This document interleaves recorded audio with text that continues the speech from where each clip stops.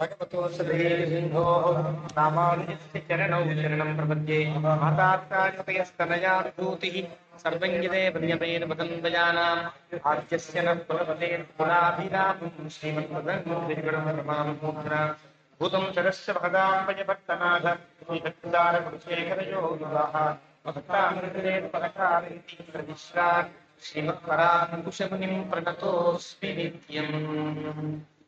पितामहस्यापि पितामहाय प्राचेतसादेशफलप्रदाय श्रीभाष्यकारोत्तमदेशिकाय श्रीशिखरपूर्णाय नमो नमस्तात्। आचार्यानस्मदीयानपि परमगुरुं सर्वमाचार्यवर्गं श्रीमद्रामानुजाख्यं मुनिमखिलजनोद्धारणायावतीर्णं पूर्णार्यं यामुनेयं मुनिवरमततौ रामराजीवनेत्रौ वन्दे नाथं मुनीन्द्रं वकुलधरचमूनाथ लक्ष्मीमुकुन्दा अस्मद्गुरुभ्यो नमः। शुक्लाम्बरधरं विष्णुं शशिवर्णं चतुर्भुजं प्रसन्नवदनं ध्यायेत् सर्वविघ्नोपशान्तये। यस्य त्रिदवक्त्राद्याः पारिषद्याः परश्शतं विघ्नन्ति सततं विश्वक्सेनन्तपाश्रये। ज्ञानानन्दमयं देवं निर्मलस्फटिकाख्यम् आधारं सर्वविद्यानां हयग्रीवमुपास्महे। अङ्गुरकलादावस्थूलक्षत्वमीयुते तुङ्गाय महसे तस्मै तुरङ्गाय मुखे नमः।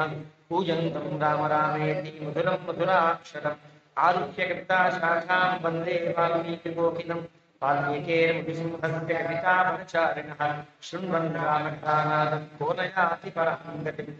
यः पिबन् सततं रामचरितामृतसागरम् अतृप्तस्तं मुनिं वन्दे प्राचेतसमकल्मषम्। गोष्पदीकृतवारासं वशकीकृतराक्षसं रामायण महाभारतम् अञ्जनानन्दनं वीरं जानकीशोकनाशनं कपीशमक्षहरतां वन्दे लङ्काभिङ्करम्। आनुशीलमार्ताण्डं गोष्पदीकृतसागरं त्वदीकृतदशग्रीवम् आञ्जनेयं नमाम्यहं। मनोजवं मारुतिर्यवेयं जितेन्द्रियं बुद्धिमतां वरिष्ठं वातात्मजं वानरयूथं श्रीरामदूतं उल्लङ्घ्य सिन्धोः सलिलं सलीलं निःशोकबन्धिं जनकात्मजायाः आदाय वेलैर्वाहलङ्कां नमामि तं प्राञ्जलिराञ्जनेयम्। आञ्जनेयप्रतिपाटलाननं काञ्चनाद्रिकमनीयविग्रहं पारिजाततरुमूलवासिनं भावयामि परमानन्दनं। यत्र यत्र रघुनाथकीर्तनं तत्र तत्र कृतमस्तकाञ्जलिं बाष्पवारि परिपूर्णलोचनं मारुतिं नमत राक्षसान्तकं। वेदवेद्ये परे पुंसि जाते दशरथात्मजे वेदप्राचेतसादासीत् साक्षात् रामायणात्मना चरितं रघुनाथस्य शतकोटिप्रविस्तरम् एकैकमक्षरं प्रोक्तं महापातकनाशनं। शृण्वन् रामायणं भक्त्या यत्पादं पदमेव वा स याति ब्रह्मणस्थानं ब्रह्मणा पूज्यते सदा। वाल्मीकिगिरिसम्भूता रामसागरगामिनी पुनाति भुवनं पुण्या रामायण महानदी। श्लोकसारस्माकीर्णं सर्गकल्लोलसङ्कुलं काण्डग्राहमहामीनं वन्दे रामायणार्णवम्। यः कर्णाञ्जलिसम्पुटैरहरः सम्यक् पिबत्यादनात् वाल्मीकेर्वदनारविन्दगलितं रामायणाख्यं मधु। जन्मं व्याधिभ्राविपत्तिमरणैरत्यन्तसोपद्रवं संसारं सविहाय गच्छति पुमान् विष्णोः पदं शाश्वतम्। तदुपगतसमाससन्धियोगं सममधुरोपणतार्थवाक्यबद्धं रघुवरचरितं मुनिप्रणीतं दशशरथस्य दिशामयध्वं। श्रीराघवं दशरथात्मजमप्रमेयं सीतापतिं रघुकुलान्वयरत्नदीपम् आजानुबाहुरविन्ददलायताक्षं रामं शासनविनाशकरं नमामि। वैदेहीसहितं सुरद्रुमत्रयहैमे महामण्डपे मध्ये पुष्पकमासने मणिमये विरासने सुस्थितम्। अग्रे वाचगिति प्रपञ्चरचिते मुनिभ्यः परं व्याख्यातं भरतादिभिः परिवृतं रामं भजे श्यामलं। वामाङ्कस्थितजानकीं परिवृतकोदण्डदण्डङ्करे चक्रञ्चोर्ध्वत्रेण बाहुयुगले शङ्खं शरं दक्षिणे बिभ्राटपत्रनयनं भद्राद्रिमूर्ध्नि स्थितं केयूरादिविभूषितं रघुपतिं सौमित्रियुक्तं भजे। तपस्वाध्याय आपदामुपहर्तारं दातारं सतसम्पदां लोकाभिरामं श्रीरामं भूयो भूयो नमाम्यहं। धर्मात्मा सत्यं दश्च रामोराशतिर्यदि पौरुषे च प्रतिद्वन्द्वशरैर्धिरावणिं तपस्वाध्यायनिरतं तपस्वी वाग्विदाम्बरं నారదం పరిపప్రచ్చ వాల్మీకిని మునిపుంగవం మానుషాదప్రతిష్టాంగమం శాశ్వతీస్తమాః యత్క్రౌంచమిథునాదేకం అవధీవితావమోహితం ధ్యాయే భద్రాద్రివైకుంఠరామం సీతారమాన్వితం శంఖచక్రధనుర్బాణధరం సౌమిత్రిసేవితం. శ్రీరామాయ నమః. శ్రీమతే రామానుజాయ నమః. భగవద్బంధువులారా, రామచంద్రమూర్తి అవతరించినటువంటి విలంబినామ సంవత్సరాన్ని పురస్కరించుకుని ఈ సంవత్సరం అంతా రామనామ వైభవంతో రామ కథామృతంతో సాగాలనేటువంటి సత్సంకల్పంతో వికాస తరంగిణి జైన్మఠం వారు సంకల్పించినటువంటి ఈ మహాయజ్ఞంలో పాల్గొనే అవకాశం మనందరికీ లభించింది. చెప్పే అదృష్టం నాకు, వినే అవకాశం మీకు లభించింది. అలాంటి ఈ సంవత్సరంలో మనం ప్రారంభించినటువంటి రామాయణ కథామృత లహరిలో బాలకాండని పూర్తి చేసుకుని అయోధ్యాకాండలో ప్రవేశించాం. అయోధ్యాకాండ ప్రారంభంలోనే రాముని యొక్క గుణగణాలతో ప్రారంభమై రాముని గుణములతోనే అర్చన సాగినట్టుగా, సీతారాములు కలిసినటువంటి సందర్భం కాబట్టి గుణములతోనే వాల్మీకి అర్చన సాగించాడు ప్రారంభంలో అని అంటారు. ఇంతకు ముందు బాలకాండలో ప్రారంభమైనటువంటి గుణార్చన సగమే సాగింది అని, ఈ అయోధ్యాకాండ ప్రారంభంలో సంపూర్ణంగా సాగింది అని పెద్దలు వ్యాఖ్యానం చేస్తారు. అదే కాకుండా ఈ కాండ మాత్రమే సీతతో రాముడు కలిసి ఉండే గొప్ప అద్భుతమైనటువంటి కాండ కాబట్టి సీతాదేవి యుతం వీరం సర్వభూషణ భూషితం పితృభక్తం హరిం ధ్యాయేతు అయోధ్యాకాండ ఉత్తమి. సీతాదేవితో కూడుకున్న రాముడు మన కంటి ముందు కనిపిస్తూ ఉండేటట్లుగానే ఈ కాండంతా మనం అధ్యయనం చేయాలి అని పెద్దల యొక్క సంకల్పం, ఆజ్ఞ. మరి ఆజ్ఞ ప్రకారంగా సీతాదేవితో కలిసి ఉన్నటువంటి రామచంద్రమూర్తి అయోధ్య రాజ్య పట్టాభిషేకానికని దశరథ మహారాజు సంకల్పించిన రీతిలో తాను అంగీకరించవలసి వచ్చింది. దశరథుడు మాట్లాడే మాటను చూసినప్పుడు రాముడు ఏ ప్రత్యుత్తరము ఇవ్వడు. అవునని కానీ వద్దని కానీ, భరతుడు రమ్మని కానీ, శత్రుఘ్నుడు వచ్చాక చేసుకుంటానని కానీ ఏమీ మాట్లాడే అవకాశము దశరథుడి కొడు. దశరథుడు ఇచ్చినా మాట్లాడే స్థితిలో రాముడు. ఒకటి, ధర్మ సంకటం రాముడికి తెలుసు.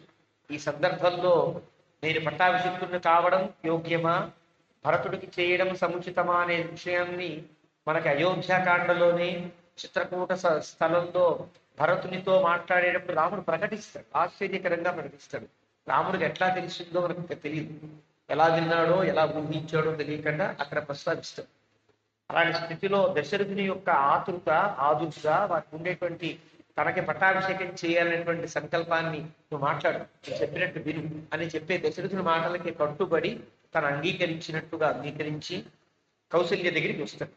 కాలం బట్టి చూస్తుంది, కాల నిర్ణయం వేరే ఉన్నదని రాముడికి తెలుసా అనిపిస్తూ ఉంటుంది రాముడి యొక్క ప్రవర్తన చూస్తూ. ఆ రకంగా తల్లి దగ్గరికి వచ్చాడు. అయోధ్యలో కౌసల్య అంతఃపురానికి వచ్చాడు. అంబా పిత్రా నియుక్తోస్మి, నాన్నగారి చేత నియుక్తుడను కాబడ్డాను. నాన్నగారు నాకు ఆజ్ఞాపించారు తప్పనిసరిగా చేసుకోమని. కాబట్టి నేను సీత కలిసి ఏమేం చెయ్యాలో అవన్నీ చేయించమ్మా అన్నప్పుడు కూడా ఆనందం కనిపించింది, పొడి మాటలే కనిపిస్తాయి. వాల్మీకి రచనలో ఉండే గొప్పతనం, మాటలు మాట్లాడిన సందర్భంలో ఆ పదాల ప్రయోగాన్ని కనుక గమనిస్తే ఆ వ్యక్తి యొక్క ఆ స్థితి, మానసిక స్థితి కూడా గుర్తించవచ్చు అని అంటారు పెద్దలు. రాముడు మాట్లాడింది సీతయాపి ఉపవస్తవ్య, సీత కూడా ఉపవాసం ఉండాలట, నేను ఉపవాసం చేయాలట, మేము ఎలా చెయ్యాలో, ఏం చేస్తే పట్టాభిషేకానికి ఆటంకం లేకుండా ఉండవని చేయించమ్మా అంటాడు. అన్న చాలా కాలం నువ్వు జీవించి ఉండాలిరా, ఇప్పటిదాకా నీకు వచ్చిన ఆటంకాలని తొలగిపోయాయంటే ఆశీర్వదించింది. సీతారాముల ఆశీర్వాదాన్ని పొందిన తర్వాత రామచంద్రమూర్తి మళ్ళీ తన అంతఃపురానికి చేరుకున్నాడు. 4వ సర్గ ముగింపులు, 5వ సర్గ ప్రారంభం.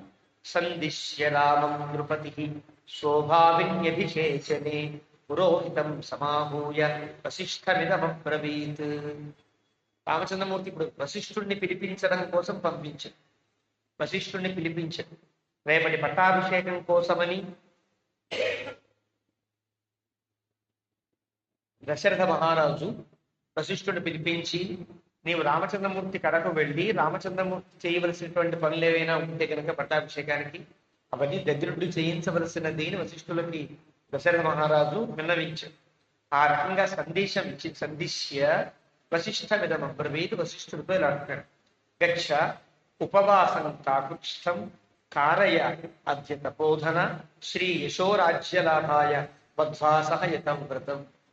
నీవు వెళ్ళవలసింది, రాముని చేత ఉపవాసాన్ని చేయించవలసినది, శ్రీ సంపద యశస్సు రాజ్యము మూడు రాముడికి వర్తించేటట్లుగా, రాముడికి కలిగేటట్లుగా సీతమ్మతో సీతాదేవితో కలిసి రాముడు ఉపవాసం ఉండేటట్లుగా నీవు నిమంత్రించవలసినది అని చెప్పారు.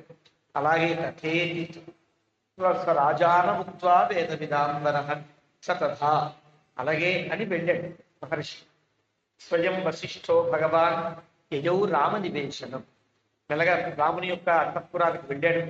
ఉపవాసయుతం రామం మంత్రవన్ మంత్రకోవిద బ్రాహ్మం రథవరం యుక్తం ఆస్థాయతు వ్రత. వశిష్ఠుని కంటూ వేరే రథం ఉంటుంది. ఏ రథం పెడితే ఆయన రథం ఎక్కడ, దాని బ్రాహ్మం రథం అంటే బ్రాహ్మణోత్తములు ఎక్కడానికి వీలైనటువంటి స్థితిలో ఉండే రథం. అంటే ఎక్కడ వేరే గుడ్డలు కానీ మడికి ఇబ్బంది లేకుండా రీతిలో ఒక ప్రత్యేకమైన వ్యవస్థ ఏర్పరచుకుని బ్రాహ్మరథం ఉంటుంది.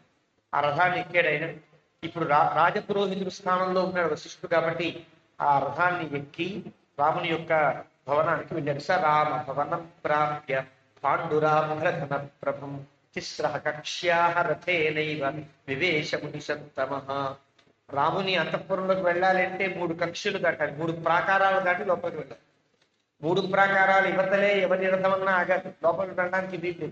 కానీ వశిష్ఠుని యొక్క రథం రాజగురువు యొక్క రథం కావడంతో 3 కక్షలు దాటి రాముడి భవనం దాకా వెళ్ళింది. అక్కడికి దిగాడు. తమాగతం ఋషి రామ త్వరన్నివ ససభ్రమ. వశిష్ఠ మహర్షి వచ్చాడని రాముడికి తెలిసి గబగబా పరిగెత్తుకుంటూ సంభ్రమంగా అంతవారు వచ్చారు కదా అని గబగబా వచ్చి మానయిష్యంస మానార్హం దిశచక్రామ నివేశనాడు. వశిష్ఠుడు వచ్చాడని తెలిసింది. గబగబా తన అంతఃపురంలోంచి బయటకు వచ్చాడు. తన యొక్క గదిలోంచి బయటకు వచ్చి అభ్యేత్య త్వరమానశ్చ రథాభ్యాసం మనీషిణ. వశిష్ఠుడి యొక్క రథము దాకా రాముడు దిగి వచ్చాడు. ఆ మెట్లు దిగి వశిష్ఠుని యొక్క రథం దాకా వచ్చాడు. వచ్చి సచైవం అభ్యేద్య త్వరమానశ్చ రథాభ్యాసం మనీషిణ తతోవతారయామాస పరిగృహ్య రథాత్ స్వయం. రాముడు వెళ్ళి ఆ రథానికి ఉండేటువంటి తలుపు తెరిచి తానే వశిష్ఠుని స్వయంగా రథంలో నుంచి కిందకి దింపుతున్నాడు.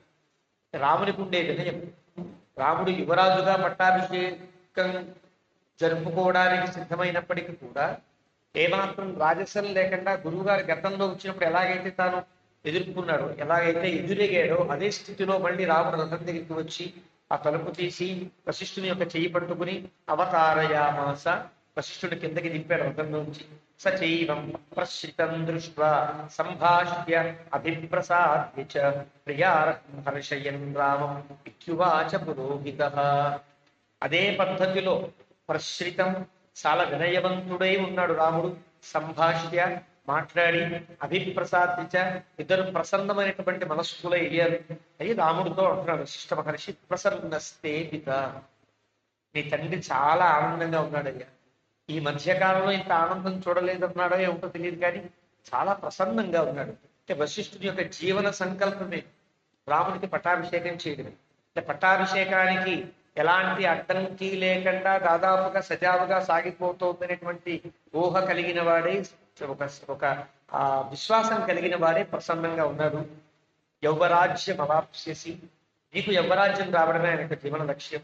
ప్రియార్హం ఉపవాసం భవానద్య కరోతు సహసీతయ. ఈరోజు రేపు పట్టాభిషేకం కాబట్టి ఈ రోజు నువ్వు ఉపవాసం చేయవలసి ఉంటుంది. ఉపవాసం చేయాలి, సీతతో కలిసి చేయవలసి ఉంటుంది. ప్రాతః త్వాం అభిషేక్తాది యౌవరాజ్యే నరాధిపః పితా దశరథ ప్రీత్య యయాతి నహుషో యథా. ఎలాగైతే యయాతిని నహుష చక్రవర్తి పట్టాభిషేకం చేశాడో, అన్ని ఆటంకాలు తొలగించి యయాతిని పట్టాభిషేకుడిని చేశాడో, ఆ రోజున యయాతి కథలో పెడితే చిన్న చిన్నగా తెలుసుకుంటాం. ఏ ఆటంకాలు కలగని రీతిలో యయాతిని పట్టాభిషేకం చేశాడే, అదేవిధంగా పొద్దున్నే తెల్లవారితే నీకు పట్టాభిషేకం చేయడానికి మీ నాన్నగారు అన్ని రకాల సిద్ధము చేశారు అని చెప్పారు. ఇత్యుక్త్వా స తథా రామం ఉపవాసం యతవ్రతం మంత్రవత్ కారయామాస వైదేహ్యా సహితం ముని. ఆ ప్రకారంగా సంకల్పం చెప్పించి విద్యుక్తంగా ఏమేం చెయ్యాలో ఆ సంకల్పాలు ఆ ఆచమనాలు అన్ని చేయించిన తర్వాత వశిష్ఠ మహర్షి వారిద్దరి చేత ఉపవాసానికి సంకల్పం చెప్పించి ఉపవాసం చేయించాడు. తథో యథావద్రామేణ సరాజ్ఞో గురురంచిత అభ్యనుజ్ఞాప్య కాకుత్సం యయో రామ నివేశనాత్. చెప్పి ఈ రాత్రంతా ఇలా ఉండండి అని ఇద్దరు చెప్పాడు. చెప్పి రాముని చేత అర్చించబడిన వారి అనుజ్ఞ తీసుకుని మళ్ళీ తాను వెళ్ళిపోయాడు వశిష్ఠ మహర్షి. సుహృద్భిస్తత్ర రామోపి సహాసీన ప్రియంబదై సభాచితో వివేశాథ తాననుజ్ఞాప్య సర్వశః. తనకి తన యొక్క ఆనందాన్ని పంచుకోవడానికి వచ్చినటువంటి మిత్రులంతా ఉన్నారు, తన తోటి వాళ్ళంతా ఉన్నారు. వారందరితో రాముడు కూర్చుని ఈ విధానం అంతా చెప్పి వాళ్ళందరినీ ఆనందపరిచి వాళ్ళని కూడా జాగ్రత్తగా పంపించాడు. అందరినీ కూడా జనబృందోర్మి సంఘర్ష స్వనవతస్తదా బభూవ రాజమార్గస్య సాగరస్యేవ నిస్వరణ.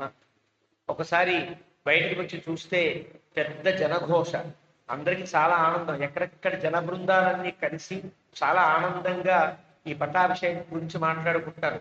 ఎలా సముద్రం దగ్గర పెడితే ఘోష ఎలా ఉంటుందో, నిర్విరామ ఘోష ఎట్లా ఉంటుందో, ఇక్కడ ఒక బృందం మాట్లాడుకుంటూ ఉంటే ఆ సౌండ్ తగ్గంగానే ఇంకో బృందం మాట్లాడుకుంటూ ఇలాగా ఈ సౌండ్ సాగరస్యేవ నిస్వనం, ఓ సముద్రపు ఘోషలాగా అయోధ్య అంతా వ్యాపించి ఉంది. సిక్త సంవృష్ట రథ్యాది తదహర్ వనమాలిని ఆసీదయోధ్యానగరి సముచ్ఛిత గృహధ్వజ. అన్ని దారులు కూడా అన్ని మార్గాలు కూడా చక్క ఆవు కళ్యాణం వెళ్ళినట్టుగా వెళ్ళారు. ఒక సుగంధ ద్రవ్యాలన్నీ పూశారు. ఆ రకంగా ఎక్కడ చూసినా ఒక ఆనందకరమైన వాతావరణం.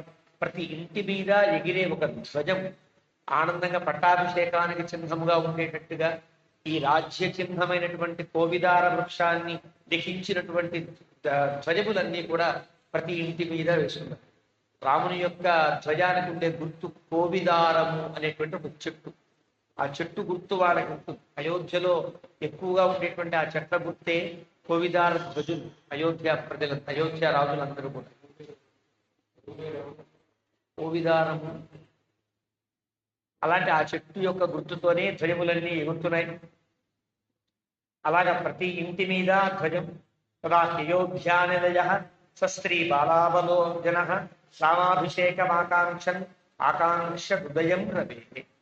ప్రతి వాళ్ళు స్త్రీలు, బాలులు, వృద్ధులు అనే బిత్తలు లేకుండా అందరికీ రామకథనే చెప్పుకుంటారు. రాముడు పట్టాభిషేకంకి సిద్ధమవుతున్నాడనే ఆనందంతోనే ఉదయం రాత్రి ఆకాంక్షను ఉదయం రవే. అలా ఆలోచిస్తూనే ఉదయాన్ని చూచారంటే రాత్రి ఎవరు నిద్రపోలేదని. రాముడు ఒక్కడు ఉపవాసం చేయడం కాదు, అయోధ్య ప్రజలంతా కూడా ఉపవాసం చేశారు. రాముడి జాగరణం అంతా చేసింది. ప్రజాలంకార భూతంచ జనస్య ఆనందవర్ధనం ఉత్సుకో భూజనో ద్రష్టుం తమ అయోధ్యా మహోత్సవం. ఎక్కడెక్కడి వాళ్ళు ఈ వార్తలు విని అయోధ్యలో జరిగేటువంటి ఈ పట్టాభిషేక మహోత్సవాన్ని సేవించడానికని ఎక్కడెక్కడి నుంచో వచ్చారు. ఏవం తం జన సంవాదం రాజమార్గం పురోహిత వ్యూహన్యవ జనౌఘంతం శనై రాజకులం దియో. ఇలాంటి ప్రజలందరూ వృద్ధాలుగా మాట్లాడుకుంటూ చాలా మంది వచ్చేవాళ్ళు, ఆనందించేవాళ్ళు. ఇలాంటి స్థితిలో వాళ్ళందరినీ తప్పించుకుంటూ వశిష్ఠుడి యొక్క రథం మెల్లగా బయలుదేరి తన యొక్క నివేశనానికి రాజకులానికి వెళ్ళిపోయి శితాభ్ర శిఖర ప్రఖ్యం ప్రాసాదం అధిలుఖ్య సహ సమీయాయ నరేంద్రేణ శక్రేణేవ బృహస్పతి.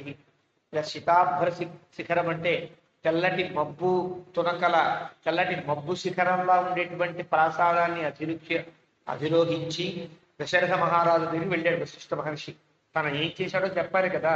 తమాగతం అభిప్రేక్ష్య హిత్వా రాజాసనం నృప తప్రక్ష తస్మై తత్కృతం అభ్యవేదయతు. వెళ్ళాడు వశిష్ఠుడు, ఆయన చూపించిన సింహాసనంలో కూర్చున్నాడు. తత్కృతం, నీవేం చెప్పావో అది చేశాను అని. తనేం చెప్పాడు?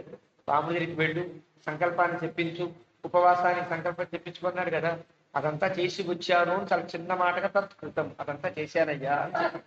తేన చైవ తదాతుల్యం సహాసీనా సదాసుద ఆసనేభ్య సముత్తస్థు పూజయంత పురోహితం. అక్కడ ఉండే వాళ్ళంతా కూడా వశిష్ఠ మహర్షి చేసినటువంటి ఈ కృత్యానికి ఆనందించారు, వశిష్ఠ మహర్షిని అభినందించారు. గురునాథు అభ్యనుజ్ఞాత మనుజౌఘం విశుచ్యతం వివేశ అంతఃపురం రాజా సింహో గిరి గుహామివ. అక్కడ అప్పటిదాకా మాట్లాడుకునేటువంటి వారందరినీ కూడా జాగ్రత్తగా తప్పించుకుని గురునాథు అభ్యనుజ్ఞాత, వశిష్ఠ మహర్షి చేత కూడా అభ్యనుజ్ఞాతుడైనటువంటి దశరథ మహారాజు చాలా గంభీరంగా సింహం ఎలాగైతే గుహలో ప్రవేశిస్తుందో అలా తన అంతఃపురంలోకి వెళ్ళిపోయాడు. తదగ్ర్యవేష ప్రమదా జనాకులం మహేంద్ర వేష ప్రతిమం నివేశనం విదీపయంశ్చారు వివేశ పార్థివ శశీవతారాగణ సంకులం నభ. తదగ్ర్యవేష ప్రమదా జనాకులం, అందరూ కూడా పట్టాభిషేకం రేపైతే ఈ రోజు నుంచే అలంకరించుకునేవాడు. చాలా రాముడి పట్టాభిషేకం అంటే నేను ఈ పక్క నుంచోవాలి, ఈ డ్రెస్తో ఉండాలి, నేను ఈ పక్క నుంచోవాలి, ఇవి పట్టుకోవాలి, ఈ రకంగా అలంకారం చేసుకోవాలంటే ఎవరికి వాళ్ళు తగినటువంటి అలంకార భూషితులై అందరూ కూడా ఆ మహారాజు గారిని అనుసరిస్తున్నట్టుగా ఉన్నారు. అలా వాళ్ళందరినీ చూస్తూ ఆనందిస్తూ ఆ రాజుగారు లోపలికి వెళ్ళారు అని 5వ సర్గ పూర్తి చేశారు. గతే పురోహితే రామ, పురోహితుడు వశిష్ఠ మహర్షి సంకల్పం చెప్పి వెళ్ళాడు. ఆ తర్వాత సంకల్పంలో భాగంగా మళ్ళీ స్నానాన్ని ఆచరించాడు రాముడు. స్నాత నియతమానస, సాయంకాలపు సంధ్యాది కార్యక్రమాలన్నీ పూర్తి చేసుకుని సహపత్న్య విశాలాక్ష్య నారాయణముపాగమతు, పత్ని అయినటువంటి విశాలాక్షి చాలా ఆనందంగా కనులు విప్పారిన నేత్రాలతో సీతమ్మ తల్లి చాలా ఆనందం కదా. పట్టాభిషేకం కాబోతోంది అంటే తన చిన్నతనమే అయినప్పటికీ కూడా చిన్నతనంలో తన భర్త పట్టాభిషేకం రాజుగా సింహాసనంలో కూర్చుంటే ఆనందం కలగడం సహజం. అలాంటి ఆనందంతో విప్పారిన నేత్రములు కలిగినదయింది అంటారు వ్యాఖ్యాత. విశాలాక్షి అంటే ఇప్పటిదాకా విశాలాక్షి అనే పదం సీతమ్మకి వాల్మీకి వాడాడు, ఇక్కడ వాడాడంటే కారణం విప్పారిన నేత్రాలతో ఆనందంగా ఉన్నది సీత అని చెప్పడం కోసం. సీతమ్మ కూడా తెలియదు కదా అసలు రహస్యం. ఈ రాజకుల రహస్యాలు సీతకేం తెలుస్తాయి కనుక, కాబట్టి సీత చాలా ఆనందంగా ఉంది. అలా సీతతో కలిసి ఆనందంగా ఉండే సీతమ్మతో కలిసి రామచంద్రమూర్తి అనాడు నారాయణ ఉపాగమతు, వారింట్లో నిత్యము ఆరాధించబడే నారాయణమూర్తి. ఆయన రంగనాథుడు అని పిలుస్తారు. రంగనాథుడు ఆయన కాకముందు నారాయణుడే కదా. శ్రీరంగంలో తాను పడుకుని అక్కడ నివేశం ఉన్న తర్వాత శ్రీ రంగనాథుడు, అంతకుముందు ఆయన నారాయణ మూర్తి పడుకున్నటువంటి మూర్తి. అంటే వారింట్లో ఆరాధన మూర్తి, వశిష్ఠుడికి బ్రహ్మదేవునికి పరమాత్మ ప్రసాదించిన మూర్తి. స్వాధ్యాయ బ్రాహ్మణంలో బ్రహ్మయజ్ఞ సందర్భంలో ఋషులందరూ కూడా ఋషేహ దర్శనాత్ అనేటువంటి ఒక నిర్వచనం చెప్పే చోట ఋషులందరూ కూడా వేదమును పొందిన వారై భగవంతుని యొక్క రూపాన్ని ధ్యానిస్తూ వేదాధ్యయనం చెయ్యాలనుకున్నప్పుడు భగవంతుడు ఒక రూపంలో కనిపించాడు. అద్భుతమైన రూపంలో తాను ప్రత్యక్షమయ్యాడు. కాంచనమూర్తి అంటారు విద్యారణ్య స్వామి కూడా వ్యాఖ్యానంలో. ఒక అద్భుతమైనటువంటి మూర్తిమత్వాన్ని పొంది స్వాధ్యాయ బ్రాహ్మణంలో మనకు కనిపిస్తుంది. ఈ ఋషులకి ప్రత్యక్షమయ్యాడు. తదృషయో బ్రువన్ తదృషీణాం ఋషిత్వం, అప్పుడు వాళ్ళంతా ఋషులయ్యారు. అప్పటిదాకా ఋషులు అని చెప్పినట్టు వేదం చెప్పదు. ఎప్పుడైతే భగవన్మూర్తిని కనులారా సాక్షాత్కరించుకున్నారో అప్పుడు వాడు ఋషులయ్యారు. ఋషేహ దర్శన, అప్పుడు భగవంతుని యొక్క మూర్తిమత్వాన్ని చూశారు. చూచి బ్రహ్మయజ్ఞాన్ని సంకల్పించి బ్రహ్మయజ్ఞాన్ని లోకంలో ప్రవర్తింపజేశారని స్వాధ్యాయ బ్రాహ్మణం వేదంలో వస్తుంది. ఆ మూర్తియే బ్రహ్మదేవుడు తన కుమారుడైనటువంటి వివస్వంతునికి, తద్వారా వైవస్వతమునికి, అక్కడి నుంచి రాముని యొక్క తరం వరకు కూడా ఆ మూర్తే ఏర్పడింది అని చెప్తారు. అలా వచ్చిన మూర్తి నారాయణ ఉపాధి. అంటే ఈ లోకంలో ప్రథమ అర్చావతార మూర్తిగా భావిస్తారు ఈ నారాయణమూర్తిని. అయోధ్యలో ఉండేటువంటి రాముని యొక్క ఆరాధన అందుకున్న మూర్తిని ప్రథమ అర్చావతార మూర్తి అంటారు. అదే ఇప్పుడు శ్రీరంగ క్షేత్రంలో మనకి దర్శన భాగ్యాన్ని కలిగిస్తుంది. అప్రగృహ్య శిరసా పాత్రీన్ హవిషో విధివత్తదా మహతే దైవతాయాజ్యం జుహావజ్వలితేనలే. ఏదైతే వశిష్ఠ మహర్షి విద్యుక్తంగా అక్కడ ఏర్పాటు చేసి వెళ్ళాడో దానికి తగినట్టుగా హవిస్సును తీసుకుని ఆ రోజు హోమాన్ని ఆచరించాడు. సాయంకాలపు హోమాన్ని రామచంద్రమూర్తి ఆచరించాడు. ఆచరించిన తరువాత శేషంచ హవిషస్తస్య ప్రాస్య ఆశాస్య ఆత్మన, ఆ హవిస్సుని ఆరగింపైనటువంటి ప్రసాదమును స్వీకరించను. ఉపవాసం అంటే కట్టిక ఉపవాసం చేయమని చెప్పరు. ఉపవాసం అనే పద్ధతికి నియమం ఉండదు. మన ఇంట్లో ఉండే నిత్యము ఆరాధించే మూర్తికి ఆరగింపు చేసి ఆరగింపైన ప్రసాదాన్ని ఇన్ని కవళములు తీసుకుంటే అది కూడా ఉపవాసం. అంటే రోజు తినేటువంటి కడుపు నిండా తినేటువంటి తిండి కంటే భిన్నంగా ఆరగింపు చేసిన ప్రసాదాన్ని విసర్జించకుండా తినుట, ఇది కూడా ఉపవాసంలో లెక్క. మరి ఎవరు ఉపవాసం చేస్తారు? ఇంట్లో నిత్యారాధన లేని వాళ్ళు ఆ రోజు దేవుడిని పెట్టుకుని ఆరోగ్యం తినే అవకాశం లేదు కాబట్టి నిత్యారాధన లేనివాడు ఉపవాసం చేయవలసి ఉంటుంది. కానీ నిత్యారాధన ఉండి నిత్యము కూడా అనుష్ఠానం దేవతార్చన ఉన్నవాడు పూర్తి ఉపవాసం ఉండక్కర్లేదు. ఆ భగవంతుని యొక్క ప్రసాదాన్ని విసర్జించిన పాపం అవుతుంది అని వృద్ధహారీత స్ఫూర్తి తప్పనిసరిగా అది ఏకాదశి అయినా కావచ్చు. ఆ రోజు నువ్వు దేవుడికి ఆరోగ్యం పెట్టిన తర్వాత ఆ ప్రసాదాన్ని స్వీకరించకపోతే ఏకాదశి నీకు ఏమిటి? ఏకాదశి చేస్తున్న ఫలితమే భగవద్ అనుగ్రహం. భగవద్ అనుగ్రహానికి నేరుగా లభించే విధానమే ప్రసాదం ద్వారా. ప్రసాదాన్ని విసర్జించిన తర్వాత నీకు అనుగ్రహం ఎట్లా లభిస్తుందయ్యా అని వృద్ధహారీత స్ఫూర్తిలో ప్రసాదాన్ని విసర్జించకండి, ప్రసాదాన్ని స్వీకరించాలి అని చెప్తారు. రామచంద్రమూర్తి కూడా శేషంచ హవిష తస్య ప్రాస్య ఆశాస్య, ఆ హవిస్సుని ఆరగింపినటువంటి ప్రసాదాన్ని యజ్ఞానికి నిర్వర్తింపజేసినటువంటి ఆ ప్రసాదాన్ని స్వీకరించారు ఇద్దరు కూడా. ధ్యాయన్ నారాయణ దేవం స్వాస్తీర్ణేంశ సంస్థరే, ఏదైతే వశిష్ఠ మహర్షి కుశాస్తీర్ణమైనటువంటి ఒక స్థితిని ఏర్పరిచాడో అలా ఆ విధంగా వాటి మీద కూర్చుని ధ్యాయన్ నారాయణం దేవం, తన యొక్క నిత్యారాధనమూర్తి అయినటువంటి నారాయణమూర్తిని ధ్యానం చేస్తూ సీతమ్మ తల్లి రామచంద్రం ప్రభువు కూడా అక్కడ ఆ కుశ సంవత్సరం మీద కూర్చుని ఉన్నారు. వాగ్యత, మౌనం వహించారు. ఇద్దరు మాట్లాడుకోవడానికి వీళ్ళు చాలా మౌనంగా ఉండాలి. వైదేహ్యా భూత్వా నియత మానస, పక్కన వైదేహి ఉంది, పక్కన సీతమ్మ తల్లి ఉన్నప్పటికీ కూడా మౌనం వ్రతంతో బ్రహ్మచర్యాన్ని పాటిస్తూ శ్రీమతి ఆయతనే విష్ణో శిష్యే నరవరాత్మక, తనకున్నటువంటి ఆ ఇంట్లోనే అంతఃపురంలోనే ఉండే దేవమందిరం అంటే దేవాయతనం అని అంటారు. దేవుని ఎక్కడైతే పెట్టుకుంటారో ఆ ఆయతనాన్ని దేవాయతనం అంటారు. ఇళ్లల్లో ఉండే మందిరములంటే ఆ మందిరములోనే సీతమ్మతలతో కలిసి ఆ రాత్రి శయనించాడు. శిష్యే అంటే ఉండెను లేక శయనించాడు. ఉపవాసము జాగరణ ప్రస్తావన ఉండదు, కానీ జాగరణం కూడా చేశాను అని వ్యాఖ్యాతలు కొంతమంది రాస్తారు. శిష్యే అక్కడ ఉన్నాడు. ఏకయామావశిష్టాయాం రాత్రియాం ప్రతివిబుధ్య సహా, ఇక్కడ మేలుకున్నాడు అని రాశాడు కాబట్టి పడుకున్నాడు అని చెప్పడంలో తాత్పర్య ఇబ్బంది ఏం లేదు. వ్యాఖ్యానం చెప్పిన మాట కూడా అదే. రాత్రి పడుకున్నాడు, పడుకుని పొద్దున్నే ఏకయామ అవశిష్ట, ఒకే ఒక ముహూర్తం ఉన్నది తెల్లవారడానికి, అంటే ఉషకాలంలో నిలిచాడు రాముడు. ప్రతి విబుధ్య సహా అలంకార విధింకృత్స్రం కారయామాస నిష్ణ, తాను యథా ప్రకారంగా తాను అలంకార విధిని పూర్తి చేస్తున్నాడు. ఆ దేవాయతనానికి కానీ తన ఇంటికి కానీ చేసిన అలంకారం అంతా చేయించాడు. తత్ర శృణ్వన్ సుఖాహ వాచ సూతమాగధవందిన, సూతమాగధులు వస్తారు. వాళ్ళు ఆ దినచర్యలో ఉండేటువంటి ఆ రోజు ఉండే సంవత్సరాన్ని తిథిని ముహూర్తాన్ని పంచాంగ శ్రావణం చేయిస్తారు. పంచాంగ శ్రావణం పూర్తయిన తర్వాత పూర్వాం సంధ్యాముపాసీన జజాపయత మానస, పూర్వ సంధ్య ప్రాతకాల సంధ్యని ప్రవర్తించాడు రాముడు, జపాన్ని చేసుకున్నాడు.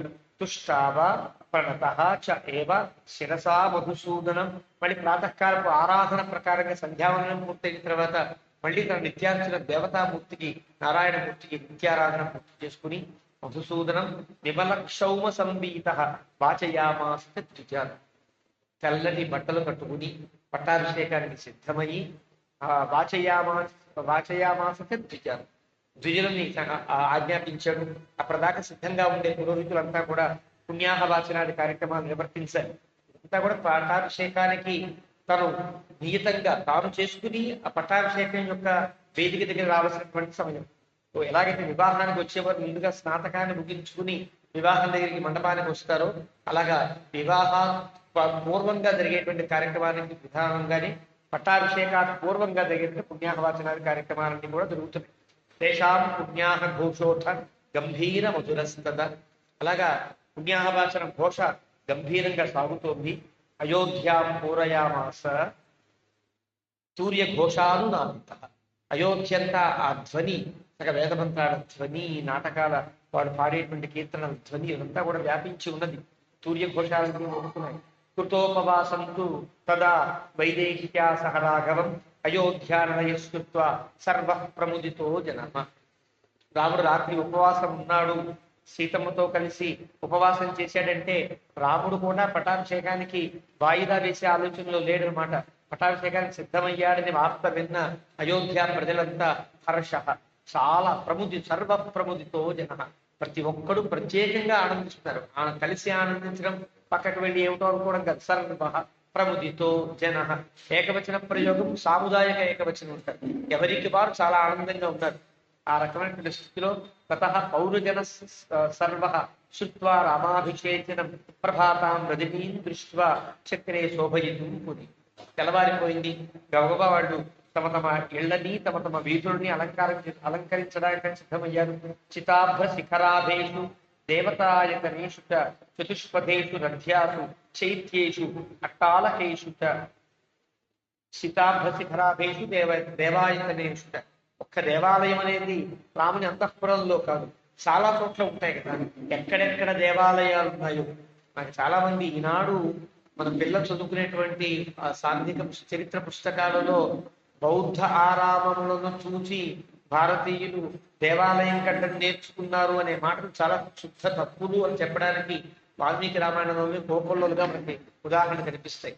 ఎక్కడ సరైనటువంటి జన సంవాదం ఉండేటువంటి ప్లేసులో దేవాయతనాలు ఉన్నాయి, దేవాలయములు దేవ మందిరములు ఉన్నాయి అని చెప్తారు.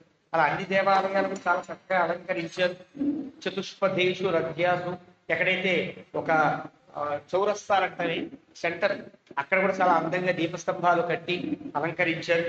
చైత్యేషు అట్టాలకేషు, చైత్యములు అంటే ఒక చెట్ల కింద రాళ్లతో కట్టిన గట్లు ఉంటాయి, రత్సబండలు అంటానే, రత్సబండల్ని చైత్యేషు అని అంటారు. ఆ చైత్యముల దగ్గర కూడా చాలా అలంకరించారు. అక్కడికి చాలా మంది కూర్చొని మాట్లాడుకుంటారు. అట్టాలకేషు, ఉచితంగా అన్నాన్ని పెట్టే కొన్ని చోట్లు ఉంటాయి.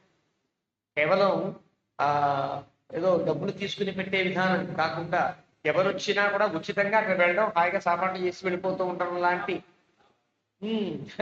అలాంటి స్థితులు ఉంటాయి. అట్టాలకములు అంటే అలాంటి అట్టాలకములు కూడా ఈనాడు హోటల్స్ అనే పదం కూడా అట్టాలకం నుంచి వచ్చిందా అనిపించేటట్టుగా ఉంటుంది ఆ పదం. అట్టాలకేషు, అట్టాలకం అంటే అన్నపానాదులన్నీ కూడా అందరికీ అందించే ప్రదేశం ఇవన్నీ కూడా. అలాంటి ప్రదేశాలు కూడా చాలా ఆనందంగా అలంకరించారు. ఆ రకంగా ఎవరికి వాళ్ళకి ఆనందం. నానాపణ్య సమృద్ధేషు, అన్ని రకాల పణ్యములు దొరికే చోట్లు. ఈనాడు మనం కనిపించేటువంటి మోర్ లాంటి మాల్స్ అవన్నీ కూడా నానాపణ్య సమృద్ధాలుగా ఉండేటువంటి ఆ విపణి వీధులన్నీ కూడా అలంకరించారు. శ్రీమత్సు భవనేషుట, వాడికి ఇది నా ఇల్లా ఇంకో ఇల్లా ఏం లేదండి. ఏ ఇల్లు తోరణం లేకుండా కలిస్తే ఆ ఇంటి తోరణం కట్టేది. అంటే ఆ ఊళ్ళో ఉండే అయోధ్యలో ఉండే ఇళ్ళన్నీ కూడా తోరణములతో ప్రకాశించాలి. శ్రీవత్సు భవనేషు సభాసు చైవ సర్వాసు వృక్షేషు ఆలక్షితేషు, చెట్టు కనిపిస్తే చెట్టుకు కూడా అలంకారం చేశారు పూలదండలు కట్టి. అంటే అంత ఆనందపడుతున్నారు అంతా కూడా. ధ్వజా సముచ్ఛ్రితాశ్చిత్రా పతాకాశ్చ అభవంశ. ధ్వజములన్నా పతాకములన్నా ఒక్కట్లాగే అనిపిస్తుంది. ధ్వజము అంటే ఎప్పుడు మార్పు లేకుండా ఉండేది. అయోధ్యలో ఎప్పుడు మార్పు లేకుండా ఉండేది కోవిదార ధ్వజం. భారతదేశంలో ఎప్పుడు మార్పు లేకుండా ఉండేది త్రివర్ణ ధ్వజం. మళ్ళీ పతాకములంటే ఆ సందర్భాన్ని అప్పుడు జరిగే ఉత్సవమును ప్రకటించేటట్లుగా ఉండేవి కొన్ని ఉంటాయి. ప్రత్యేక ఉత్సవం అనుకోండి, ఆ ఉత్సవానికి ఒక గుర్తు పెట్టుకుని ఒక లోగో తయారు చేసుకుని ఆ పతాకాలు ఎగరేస్తారు. రెండు ఉంటాయి, ధ్వజములు ఉండాలి, పతాకములు ఉండాలి. ఈ రెండు చెప్తున్నాడు వాల్మీకి. ధ్వజాహ సముచ్ఛ్రితాహ చిత్రాహ పతాక, చిత్రాహ పతాక, చిత్రములైన పతాక అంటే అర్థం ఎవరికి వాళ్ళు. రాముడి పట్టాభిషేకం కదా, రాముడు రావే సింహాసనంలో కూర్చున్నట్టుగా ఒకళ్ళు వేసుకుంటారు, ఇంకోళ్ళు ఇంకో రకంగా. ఎవరికి వాళ్ళు తోచినట్టుగా పతాకాలు ఎగరేసుకుని ఎవరింటి మీద వాళ్ళు ఎగరేసుకుంటారు పతాకాలు. అలా ధ్వజములు పతాకములు కూడా ఎగురుతున్నాయి. నట నర్తక సంఘాన గాయకానాంచ గాయత మనఃకర్ణ సుఖావాచ శుశ్రూశ్చ తతస్థత. అన్ని చోట్ల గాయకులు ఏదో చెప్పినట్టుగా కాకుండా వాళ్ళకి వాడు స్వయంగా గానం చేసేవాడు గానం, నృత్యం చేసేవాడు నృత్యం, తూర్య ఘోషలు వాయించేవాడంతా అనాదాలు. మరి ఎవరికి వాడు మనఃకర్ణ సుఖాహ, మనస్సుకి చెవులకి ఆనందం కలిగించే రీతిలో ఈనాడు సౌండ్స్ పెట్టి పక్కవాళ్ళు గుండెలు అవిసిపోయేటట్టుగా కాకుండా అందరికీ ఆనందాన్ని, చెవులకు ఆనందం కలగాలి, మనస్సుకు ఆనందం కలిగేటట్టుగా సూర్య ఘోష సాగుతోంది. శుశ్రూశ్చ తతస్తత రామాభిషేకయుక్తాశ్చ కథా చక్రు విశో జనా. అక్కడ ఉండేటువంటి ప్రజలంతా కూర్చుని మాట్లాడుకుంటుంటే ఏం మాట్లాడుకుంటారు? రామాభిషేకం గురించి మాట్లాడుకుంటారు. రాముడు ఈ బట్టలు కట్టుకు వస్తాడరా, ఇలా కూర్చుంటాడు, ఇలా నడుస్తాడు, ఇలా కూర్చుంటే ఇలా వృష్ట మహర్షి ఇలా ఇలా అంటారట అని ఎవరికి వాళ్ళు ఆ నాటకాన్ని ఆ దృశ్యాన్ని ఓ రూపకం చేస్తున్నట్టుగా కథలుగా మాట్లాడుకుంటున్నారు. రామాభిషేకే సంప్రాప్తే చత్వరేషు గృహేషు. అన్ని చోట్ల అన్ని చౌరస్తాలలో అన్ని ప్రాంతాలలో కూడా రాముని యొక్క కథలే సాగుతున్నాయి. పాలా అతి క్రీడమానా గృహద్వారేషు సంఘచ రామాభిషవ సంయుక్త శత్రురేవం విధా కథా. చిన్నపిల్లలు ఆడుకోవడంలో కూడా అవి ఇవి ఆడుకోవట్ల, పట్టాభిషేకం ఆటలాడుకుంటారు. అంటే ఒకడు కూర్చోబెట్టాం సింహాసనంలో, వీడు రాముడు రా, నేను వశిష్ఠుణ్ణి అని ఎవరికి వారు రూపకాలు చేసుకుంటూ ఆడుకుంటారు. రాముని యొక్క పట్టాభిషేకానికి ఎంత అయోధ్య ప్రజలంతా ఎంత మానసికమైనటువంటి హృదయ సంవేదనం పొందారో దానికి కనెక్ట్ అయ్యారంటానే అలాగా ఆ హృదయ సంవేదనాన్ని పొంది ఎవరికి వాళ్ళు ఆనందాన్ని అనుభవిస్తున్నారనమాట. ఆ రకంగా కృత పుష్పోపహారశ్చ ధూపగంధాధివాసిత రాజమార్గ కృత శ్రీమాన్ పౌరై రామాభిషేచినే. ఎవరికి వారు ఆ వీధులన్నీ కూడా చాలా ఈ ధూపగంధాలతో అధివాసనం చేస్తున్నారు. ప్రకాశ కరణార్థంచ నిశాగమన శంకయ దీపవృక్షాస్తథాం చక్రు చక్షు అనురధ్యాసు సత్. ఇంకా మళ్ళీ సాయంకాలం అయ్యేటప్పటికి జనాలకు ఇబ్బంది కలుగుతుందేమో అని ఎక్కడెక్కడ మణిదీపాలు లేని చోట్లు ఉంటాయి కదా, అక్కడక్కడ దీప వృక్షాలు స్థాపించారు. అంటే చెట్లకి ఈనాడు మనం సీలింగ్ లైట్ కట్టి తయారు చేస్తున్నామే, అలా అదే విధంగా అన్నట్లుగా ఎక్కడెక్కడ చెట్లు ఉంటే అక్కడెక్కడల్లా తగినటువంటి దీపాలు పెట్టారు. ఇది కాకుండా దీప వృక్షములని ఉంటాయి, ఇత్తడి దాంతో చేస్తారు. వృక్షంలాగే ఉండి రామ వృక్షాలు దీప వృక్షాలు అంటారు. అలా దీపం అంటే వచ్చేవారికి కానీ వెళ్ళేవారికి కానీ ఉన్నవారికి కానీ ఎవరికి సాయంకాలపు దిశాగమన కాంక్ష అంటారు. అయ్యో రాత్రి ఇంటి కనిపించట్లేదు ఇక్కడ అనే అభిప్రాయం మనకు కలగకుండా ఉండే రీతిలో ఎక్కడెక్కడ చీకటికి అవకాశం ఉందో అక్కడక్కడ దీప వృక్షాలు పెట్టేశారు అయోధ్య ప్రజలు. ఆ రకంగా దీప వృక్షాంశుధా చతు అనురథ్యాసు అంటే ప్రధాన వీధులకు ఉపవీధులుగా ఉండేటువంటి సందులు ఉంటాయి. సందుల్లో కదా దీపాలు కావాలి, అక్కడల్లా కూడా దీప వృక్షాలు పెట్టారనమాట. అలంకారం పురశీలం కృత్వా తత్పురవాసిన ఆకాంక్షమాణ రామస్య యౌవరాజ్యాభిషేచనం. ఆ విధంగా అలంకారం జరిగి రాముని యొక్క పట్టాభిషేకం కోసం అంతా ఎదురు చూస్తున్నారు. సమేత్య సంఘర్షే చత్వరేషు సభాసుత కథయంతో విధస్తత్ర ప్రశసం సుర్జనాధిపం. దశరథుడు ఎంత గొప్పవాడు, ఇంకా చాలా కాలం పరిపాలించాలనేటువంటి తాపత్రయం లేకుండా చక్కగా తాను పరిపాలన ఆపుకుని రాముడికి పట్టాభిషేకం చేస్తున్నాడు. ఎంత గొప్పవాడు ఎంత గొప్పవాడు అంటూ దశరథుడిని పొగుడుతూ వాళ్ళు ఆనందిస్తున్నారు. వాళ్ళందరూ కూడా అహో మహాత్మా రాజా అయం ఇక్ష్వాకు కులనందన. ఎంత గొప్పవాడు దశరథుడు. జ్ఞాత్వాయో వృద్ధమాత్మ, తన ముసలివాడిని ఇప్పటికైనా గుర్తించి మా రాముడికి పట్టాభిషేకం చేస్తున్నారు. ఎప్పటి నుంచో ఉంది రాముడికి పట్టాభిషేకం అయితే బాగుండదు కదా.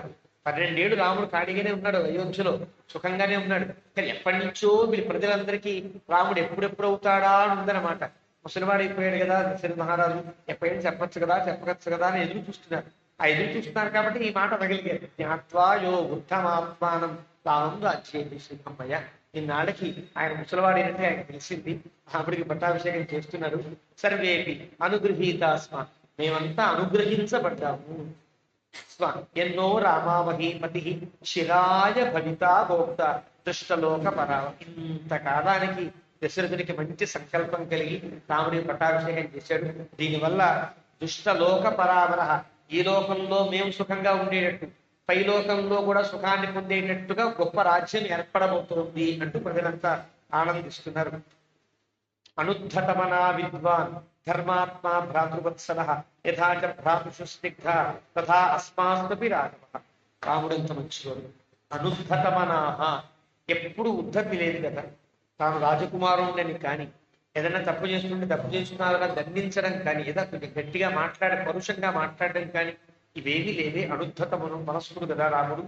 విద్వాన్, ఎలాగా తెలిసి కూడా ఇది తప్పు ఇది ఒప్పు, దీనికి దండించవలసిన అవసరం ఉంటుంది, వీటి ఇలా దారిలో పెట్టవలసి ఉన్నటువంటి స్థితిని తాను తెలిసినటువంటి విద్వాంసులైనప్పటికీ కూడా అనుద్ధత మనాహ, వాటిని బాగు చేసే విధానంలో ఎలాంటి పరుషము లేకుండా ఇలా ఉంటే బాగుపడవుగా, ఇలా ఉండాలిగా అని చెప్తాడు తప్ప ఇలా ఉండాల్సిందే అనే మాట అనడే రాముడు. విద్వాన్ ధర్మాత్మ, ధర్మం తెలిసినవాడు, భ్రాతృవత్సల, తమ్ముళ్ళ యందు ఎంతో ప్రేమ కలిగింది, తమ్ముళ్ళ యందు చాలా వాత్సల్యం కలిగిన వాడు.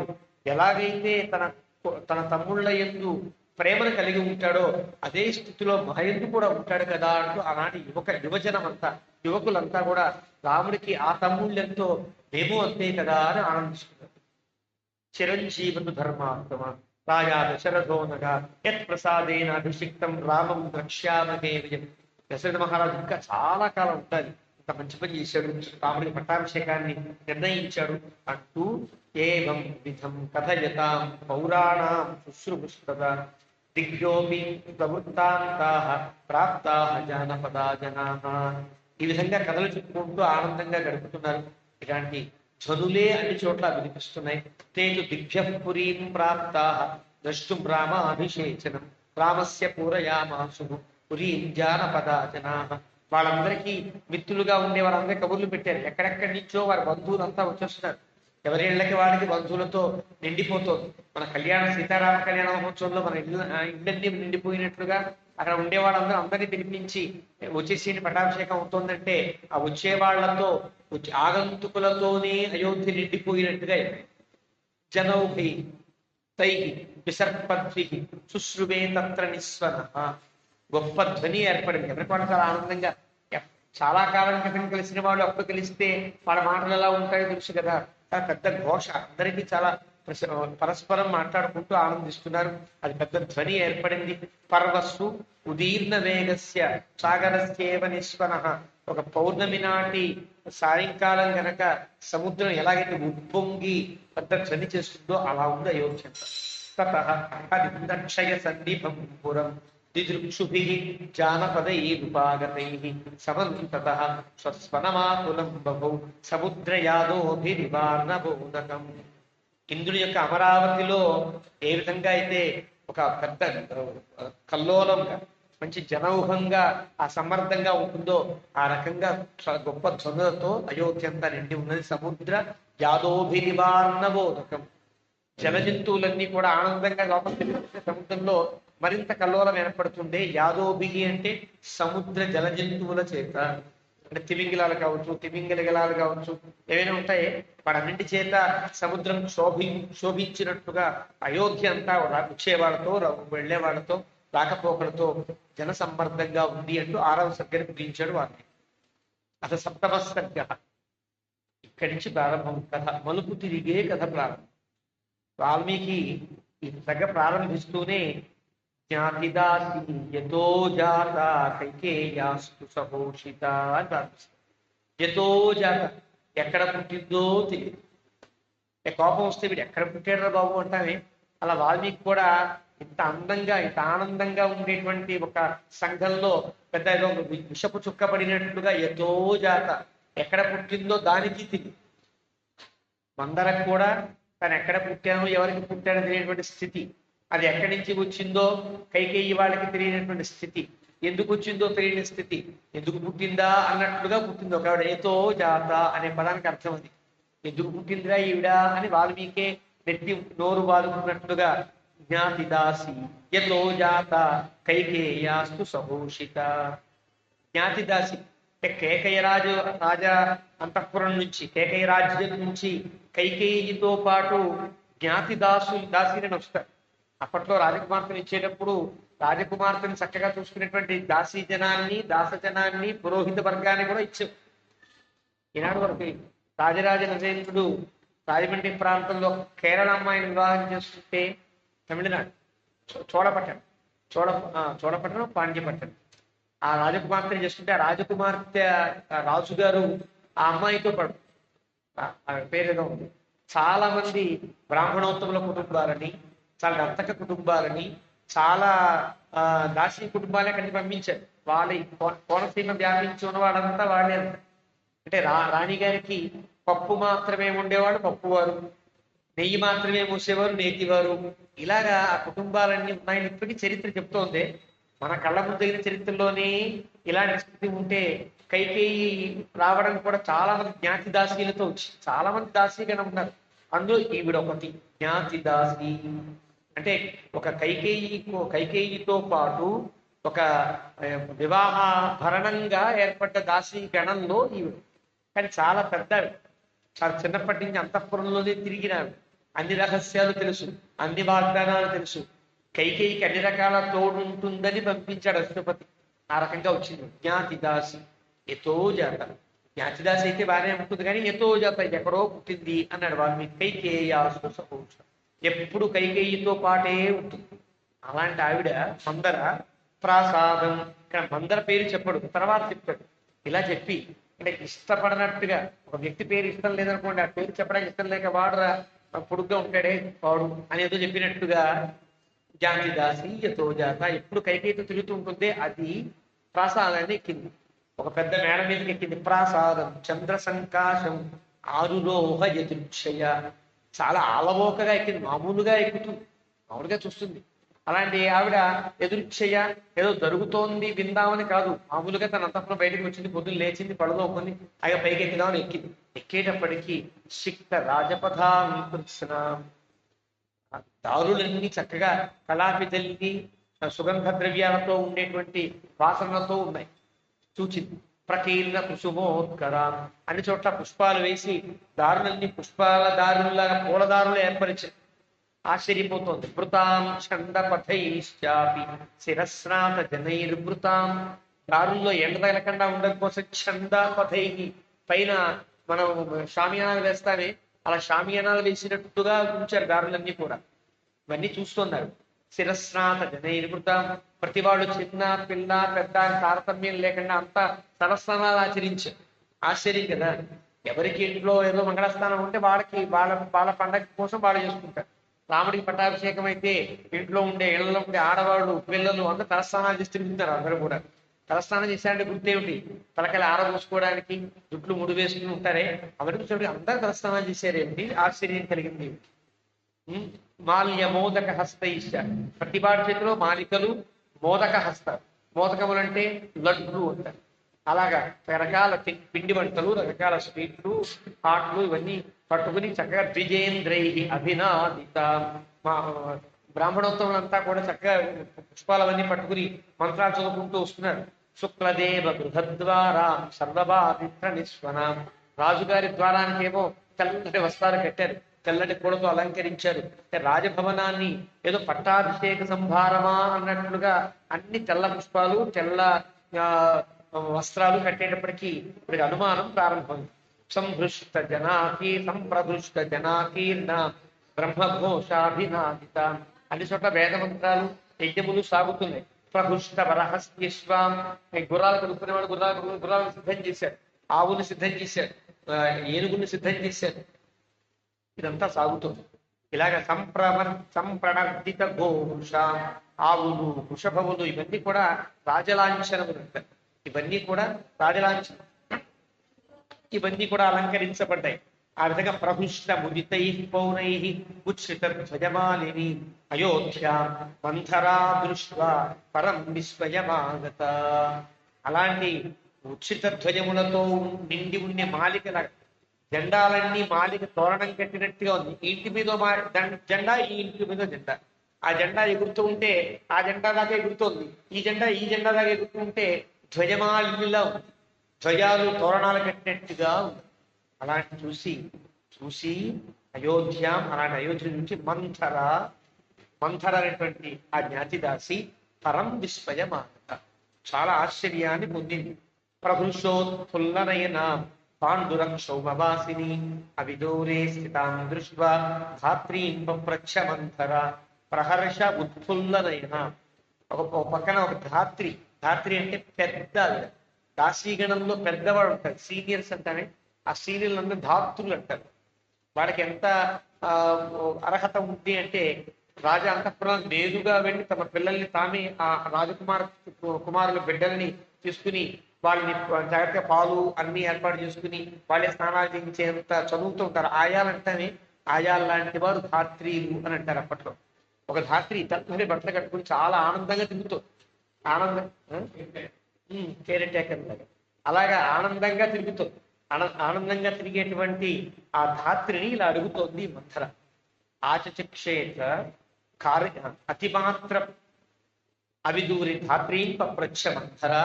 ఆ ధాత్రిని అడుగుతోంది, ఉత్తమేన అభిసంయుక్త హర్షేణ అర్ధపరాసతి రామమాత ధనం కిందు జనేభ్య సంప్రయచ్చతి.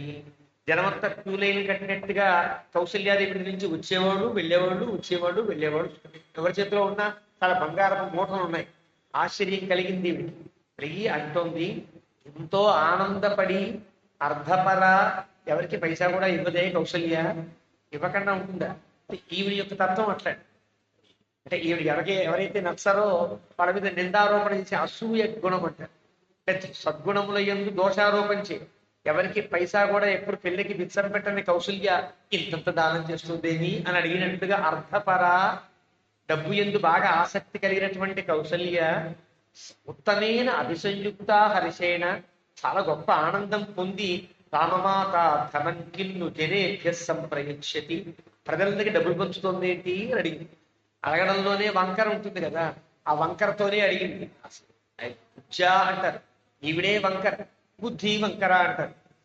అతిమాత్ర ప్రహర్షోయం కింజనస్య సంశమి, ఆవిడ డబ్బులు ఇస్తోంది, వీళ్ళంతా ఆనందిస్తున్నారు, ఏమా కథ అని అడిగింది ఈ మందర ధాత్రి. పాపం ధాత్రికి ఏం తెలుసు, ఆనందమైన వార్త ఆనందంగా చెప్పేయడం తప్ప ఏం తెలియదు కదా. నేను ఆనందకరమైన వార్త చెప్తే ఇది కూడా ఆనందిస్తుందేమో అనుకుని చెప్పింది. కానీ ఈవిడ చెప్పే మాట మందర యొక్క గుండెల్ని కోసేటట్టుగా అయిందని ఈవిడికి తెలియదు అంటాడు వాల్మీకి. ఎవరైనా రాముడి పట్టాభిషేకం అనగానే ఆనందిస్తారు, అలాగే ఈవిడ కూడా ఆనందిస్తుందేమో అనుకుని ధాత్రి చెప్పితే ఆనందం కాదు కదా, గుండెలు కోసేంత బాధతో ఉంది అంటాడు వాల్మీకి. కారయిష్యతి అతిమాత్ర ప్రహర్షోయం కిం జనస్, అది కారయిష్యతి కింబాపి సంప్రహృష్టో మహీపతి. ఏదైనా కొత్త పని తలపెట్టాడా మహారాజు అని అడిగి, ఇప్పుడు విదీర్యమానా హర్షేణ ధాత్రీతు పరయా ముదా. ధాత్రీతు తు అంటే అర్థం, అంటే ఆవిడేం చెప్పిందో ఇక అక్కర వంకరగా మాట్లాడిందా టింకరగా మాట్లాడిందా ధాత్రికి ఏం లేదు. ధాత్రి యొక్క దృష్టి అంతా ఆనందంగా ఉంది, మనస్సులో ఆనందంగా ఉంది. ఇంకేమిటి అనుకుంటున్నావు, రాముడి పట్టాభిషేకం అని మాత్రమే చెప్పాలి. ఈవిడేదో దృష్టిలో మనస్సులో పెట్టుకుని అడిగింది అనే అభిప్రాయం కూడా ఆ ధాత్రికి లేదన్నమాట. విదీర్యమాణా హర్షేణ ధాత్రీతు, ధాత్రి అయితే మందర మాట సరిగ్గా వెళ్ళ, ఏమిటనుకుంటున్నావు రాముడి పట్టాభిషేకం అని ఆనందంగా చెప్పు. పరయా ముద ఆతిక్షేత కుబ్జాయి భూయసీం రాఘవశ్రియం. రాముడికి పట్టాభిషేకం జరగబోతోంది అనేది ఈ కుబ్జకి, ఈ పొట్టిగా భూని ఉండేటువంటి ఈవిడికి చెప్పింది. స్వపుష్యేన జితక్రోధం యౌవరాజ్యేన రాఘవం రాజా దశరథో రామం అభిషేచయితానకం. రేపు పుష్యమి కదా, ఇంకా రేపే వాడు ఉద్దేశం. తెల్లవారిపోయింది, తెల్లవారు వచ్చేసారు, ఆ దేవత పట్టాభిషేకం యొక్క స్థితి కదా. స్వపుష్యేన జితక్రోధం యవ్వరాజ్యేన రాఘవం. ఈ పుష్యమి నక్షత్రంలో రాముడికి పట్టాభిషేకం జరగబోతోంది. దశరథ మహారాజు అనఘుడైనటువంటి రామునికి పట్టాభిషేకం చేయబోతున్నాడు. ధాత్ర్యాస్తు వచనం శ్రుత్వా కుబ్జా క్షిప్రం అమర్షిత.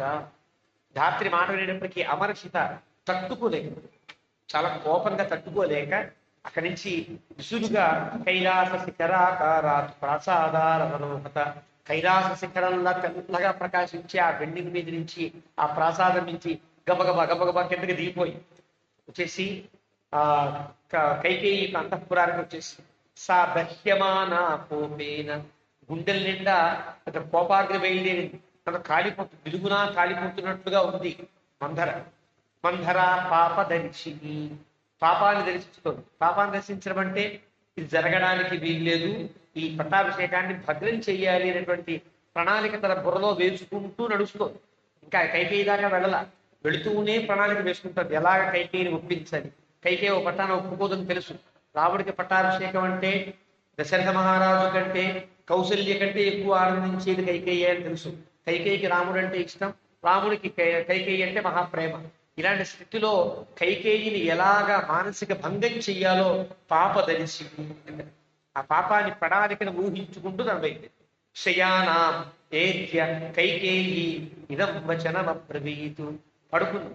కైకేయి పడుకుంటే మన ఒక కర్ర ఉంటుంది కదా, ఆ కర్రతో కొట్టి శయాన అంటే శయానామేత్య కైకేయి ఇదం వచనం, పడుకున్నా వీటితో మాట్లాడింది అంటే అలాగా లేపాలి కదా, బలవంతంగా లేపేయాలి. తనకు ఉండేటువంటి ఆ కోపాన్ని దహించేటువంటి స్థితిలో తన పడుకుని లేచేదాకా ఆగి చెప్పే విధానం లేదు, ఆవిడ లేపాలి చెప్పేయాలి. ఉత్తిష్ట మూఢే కిం శేషే భయం త్వామభివర్తతే. ఎవరూ లేరు కాబట్టి, ఇది పెద్దది కాబట్టి, కైకేయి చిన్నప్పటి నుంచి ఈ మందర దగ్గర పెరిగింది కాబట్టి ఆ చదువుతో మూర్ఖురాలా ఇంకా పడుకున్నావు వెళ్తే, కిం శేషే ఇది పడుకున్నావు, భయంత్వా వివర్తది, పెద్ద భయం నిన్ను వెంటాడుతోంది సుమా. ఉపప్లుత మధౌహేన కిం ఆత్మానంద బుద్ధ్యసే, పెద్ద పాపాల సమూహమంతా నీ మీదకి దూకుతోంది అని చెప్పి, తను పాపాల సమూహం అంతా నీ మీద దూకుతోంది అని చెప్పి. అనిష్టే, నీకు ఏది ఇష్టమో ఏది అనిష్టమో తెలుస్తా ఉంది అంటాం కదా, నీకు ఏది శ్రేయస్సో ఏది కాదో నీకు తెలియదు అని చెప్పినట్టు. అంటే ఒకవేళ కనుక అంటే రాముడికి పటాభిషేకమా బాగుంది కదా అనేస్తాం, అన్నానికి వీల్లేదు. ఏది ఇష్టమో ఏది అనిష్టమో తెలియటువంటి స్థితి కాబట్టి అనిష్టే శుభగాకారే, ఎప్పుడు మంచిగానే ఉంటావు అందరితో. సౌభాగ్యేన నికర్థసే, నాకు సౌభాగ్యం ఉంది కదా, మా ఆయనకి నేనంటేనే ఇష్టం కదా, ముగ్గురులో నా దగ్గరికే వస్తాడు కదా, నన్ను ఎక్కువ ప్రేమగా చూస్తాడు కదా అనుకుంటున్నావు తప్ప ఇది సౌభాగ్యం అంటే. చలం హి తవ సౌభాగ్యం, నీ సౌభాగ్యం ఇంకా చలించిపోతుంది, ఇంకా ఉండే సౌభాగ్యం కాదు. నద్యాహ శ్రోత ఇవోష్ణగే, ఎండాకాలం వస్తే నది ఎలా ఎండిపోతుందో ఇప్పుడు నీ పాటి ఎండాకాలం ప్రారంభమైంది అని చెప్పింది. ఏవముక్తా తు కైకేయీ పృష్టయా పరుషం వచః కుబ్జయా పాపదర్శిన్యా విషాదమగమత్పరం. ఇలాగా కైకేయితో మాట్లాడుతుంటే ఈ విన్నటువంటి కైకేయి పరుషవచనాలు విని కుబ్జ చేత మాట్లాడినటువంటి ఆ మాటల్ని పాపదర్శిన్యా కుబ్జిన్యా, ఎప్పుడు పాపాన్ని ఎప్పుడో ఏదో ఒక వంకర టిక్కరగా ఆలోచిస్తుంటుందని తెలుసు కదా, చిన్నప్పటి నుంచి చూస్తుంది కదా. చిన్న బాధ కలిగింది, ఏం కొంప మునిగిపోయిందో తెలియదు, నిద్ర లేచినాడికి ఏం తెలుస్తుంది, ఏదో కొంప మునిగిపోయింది అనుకున్నట్లుగా చిన్న విషాదాన్ని పొంది కైకేయీతు అబ్రవీత్ కుబ్జాం, మళ్ళీ తూ ప్రయోగిస్తే కైకేయీ చాబ్రవీత్ అంటే సరిపోతుంది. ఒకసారి మందర మాట్లాడిన తర్వాత కైకేయి కూడా మాట్లాడింది, కైకేయీ చాబ్రవీత్ అంటే సరిపోతుంది. కైకేయీతు అబ్రవీత్ కుబ్జాం, తనకుండేంత కోపం తనకుండేంత బాధ తనకేం కలగట్లా, ఈవిడ మాట్లాడిన మాటది కోపం వచ్చింది. మూఢే అంటే కోపం కాదు, రాజపత్ని కదా, పట్టమహిషుల్లో 2వ స్థానంలో ఉండాలని ఒక్కసారిగా మూర్ఖురాలా అని లేపితే, లేపేటప్పుడు మెల్లగా మంచిగా లేచాక తిడుతూనే లేపితే కోపం కదా, కోపం వచ్చి ఇలా అంటోంది. తనేం మాట్లాడిందో తన దృష్టికి రాకుండానే కైకేయీయు అబ్రవీత్ కుబ్జాం కచ్చిత్ క్షేమం నా బంధరే. ఇక్కడ 2 పాఠాంతరాలు. ప్రాచీన పాఠాంతరంలో కచ్చిత్ క్షేమం హిమంధరే, హీతు అంటే అర్థం ఉంది. రెండింటికి మన పెద్దలు అక్కడక్కడ వ్యాఖ్యానాలు చేస్తారు. ఎవరికన్నా కష్టంగా, నీకేం సుఖంగా లేదా, మనసు ఏమన్నా కష్టంగా ఉందా, అనారోగ్యం చేసిందా అని అడిగింది ఒకటి అర్థం. ఎవడన్నా బాగున్నాడా, ఎందుకంత బాధపడుతున్నావు అని. రెండో మాట బాగుంది కదా, కచ్చిత్ క్షేమం హిమందరే, ఎవడన్నా ఆనందంగా ఉన్నాడా, నీకు ఎందుకు కోపం వచ్చింది అని. కచ్చిత్ క్షేమం హిమందరే, ఎవరికైనా ఆనందం కలిగితే చూడలేదు, ఎదుటివాడు ఆనందపడుతూ ఉంటే చూడలేనటువంటి స్థితిని మాత్సర్యము అని. ఎదుటివాడి యొక్క ఉత్కర్షని సహించలేకపోవడాన్ని ఈర్ష్య అంటారు. ఎదుటివాడి యొక్క మంచితనాన్ని చెడ్డతనంగా ప్రకటించడాన్ని అసూయ అంటారు. ఈర్ష్య అంటే పరోత్కర్షా సహిష్ణుత్వం ఈర్ష్య, సద్గుణేషు దోషారోప అసూయ, ఇలా నిర్వచనాలు చెప్తారు. ఇలాగా ఎవరికన్నా బాగుందా, ఎవడన్నా సుఖంగా ఉన్నాడా, ఇంతకింత కోపడుతున్నావు నువ్వు అని అడిగి, విషణ్ణ వదనాం హిత్వాం లక్షయే భుషుదుఃఖితాం, నీ మొహం చూస్తే మాడిపోయినట్టుంది, నేను దుఃఖపడుతున్నట్టుగా ఉన్నావు అని. మంథరాతు వచశ్రుత్వ, మామూలుగా కనుక ఇక్కడ ఉన్నట్టుగా కచ్చిత్ క్షేమన్న మంధరే అనే కనుక ఉంటే వెంటనే మందరికి అంత కోపం వచ్చే అవకాశం లేదు. ఎలాగా, నీకేమైనా అనారోగ్యం చేసిందా, ఎందుకు అలా ఉన్నావు అంటే ఎవరికైనా ఆనందం కలిగి నాకేం లేదు కానీ అంటారు. కానీ కైకేయి మాట్లాడిన మాటలకి చాలా కోపం వచ్చింది, ఇంకా కోపం వచ్చింది అంటే అర్థం ఏంటి, అక్కడ ఉండేటువంటి పదం ఎవడన్నా బాగున్నాడా అనే అర్థం. ఎవడన్నా బాగుంటే ఎందుకు ఇలా బాధపడుతున్నావా అని చెప్పడం కోసమే స్వారస్యాన్ని పెంచుతుంది. మంధరాతు వచస్సుత్వ, మంధరి మాటలు వింది, కైకేయ్య మధురాక్షరం, తీయగా పలికింది. ఎవరికైనా బాగుందా, ఎందుకు బాధపడుతున్నావు అనే చెప్పి పొడుపు మంచిగానే మాట్లాడితేనే సాగుతుంది కాబట్టి మధురాక్షరంగా మాట్లాడు. ఉవాచ క్రోధ సంయుక్త వాక్యం వాక్యం శారద, చాలా విపరీతమైన కోపం వచ్చి, నేను నీకు మేలు చేద్దామని వస్తే నువ్వు నన్ను ఎక్కిస్తున్నావా అన్న కోపం వచ్చి, కానీ వాక్య విశారద, ఎలా మాట్లాడితే కైకేయిని బుట్టలో వేయచ్చో తెలిసిన కై అందర కాబట్టి వాక్య విశారద. సా విషణ్ణతరా భూత్వా కుబ్జాతస్యాహితైక్షిణి విషాదయంతి ప్రోవాచ భేదయంతి చ రాఘవం. అలాంటి ఆవిడ ఆ మంధర క్రోధ సంయుక్త, చాలా కోపం కలిగి, విషణ్ణతరా భూత్వ, ఇందాకనే విషణ అయింది. ఇందాక పట్టాభిషేక వార్తే మరి కష్టం కలిగించింది. కైకేయి అన్న మాటతో విషణ్ణతరా, ఇంకా విషాదం, రెండింతల విషాదం కలిగి కుబ్జ తస్యాహ హితైషి, కైకేయికి మేలు చేయడమే తన లక్ష్యం. పాపం ఆవిడ మంచిదే, తనని అంటిపెట్టుకుని ఉన్న, తనకి ఒక ఒక ప్రాపకాన్ని పొందించిన కైకేయి యొక్క మేలు చూడడం దాసుని యొక్క గుణం కాకపోదు కదా, దోషమేం కాదు కదా. తస్యాహ హితైషిని విషాదయంతి ప్రోవాచ, కైకేయికి మనస్సు కష్టం కలిగేటట్లుగా భేదయంతీవ రాఘవం, రాముడంటే కోపం కలిగేటట్లుగా మాట్లాడడం ప్రారంభిస్తుంది. అక్షయ్యం సుమహద్దేవి ప్రబుద్ధం త్వద్వినాశనం రామం దశరథో రాజా యౌవరాజ్యేభిషేక్ష్యతి. చాలా కష్టం, ఇంత అంతకాలం అక్షయ్యం అంటే క్షయము లేనంత చాలా పెద్ద ఉపద్రవం నీ పట్ల జరగబోతోంది. సుమహత్ దేవి ప్రవృత్తం, ప్రారంభమైంది. అదేంటి తెలిసిన త్వద్వినాశనం, నీ యొక్క వినాశనం, పూర్తిగా నీ వినాశనం ప్రారంభమైంది. రాముణ్ణి దశరథ మహారాజు యువరాజ్యంలో పట్టాభిషేకం చేస్తున్నారు అని చెప్పింది క్లుప్తంగా. సాస్మి అగాధే భయే మగ్న దుఃఖ శోక సమన్విత దక్ష్యమానానులేనేవ త్వద్ధితార్థం ఇహాగత. అస్మి అగాధే భయే అంటే ఇంత లోతు తెలియనంత భయంలో నేను కూరుకుని పోయాను, దుఃఖంతో నిండిపోయి ఉన్నా, శోకంతో ఉన్నా, దక్ష్యమాన కోపంతో నా గుండెలు రగిలిపోతున్నాయి. అలాంటి స్థితిలో నీకు హితాన్ని చేయడానికి నేను వచ్చాను అని అనగానే అది ఎదురున్న వ్యక్తి ఒక్కసారిగా దీనికి అభిముఖం కావాల్సిందే కదా.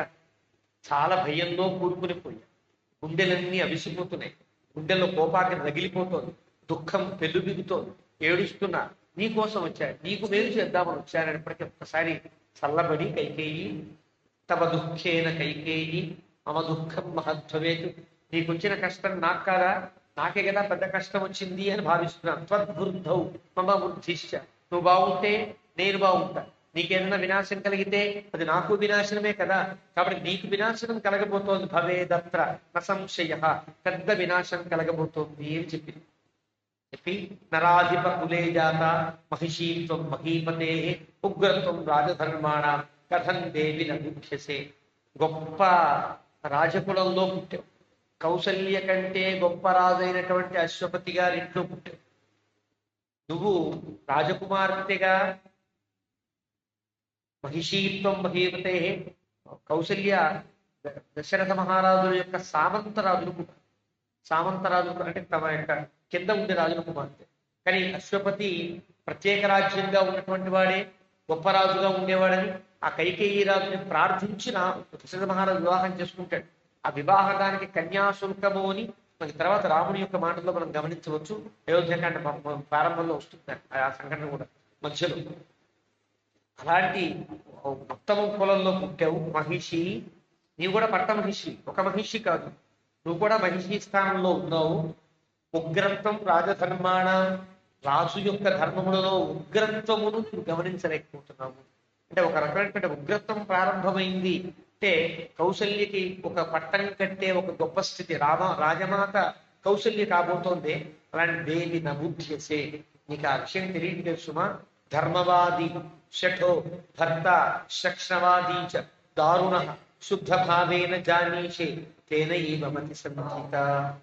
నీ భర్త ధర్మవాదిగా నీకు కనిష్ట అంటే ఒకటి మంచి విశేషణం, వెంటనే రెండో విశేషం ధర్మవాది, చూస్తే ధర్మం మాట్లాడుతున్నట్టుగా అనిపిస్తాడు, కానీ శఠ మూర్ఖ. శఠ అంటే అర్థం శాస్త్రంలో గూఢ విప్రియకృతి శఠ, రహస్యంగా ఆపదను కలిగించేవాడు శఠుడు అంట. పైకి ఆపద కలిగించడం కాదు, నీతో బాగుంటూ నీతో ప్రేమగానే ఉంటూ నీకు అపకారాన్ని చేసేవాడిని శఠుడు అంట. ఇక్కడ మందర ప్రయోగించిన ప్రయోగాల్లో ఉండే గొప్పతనం.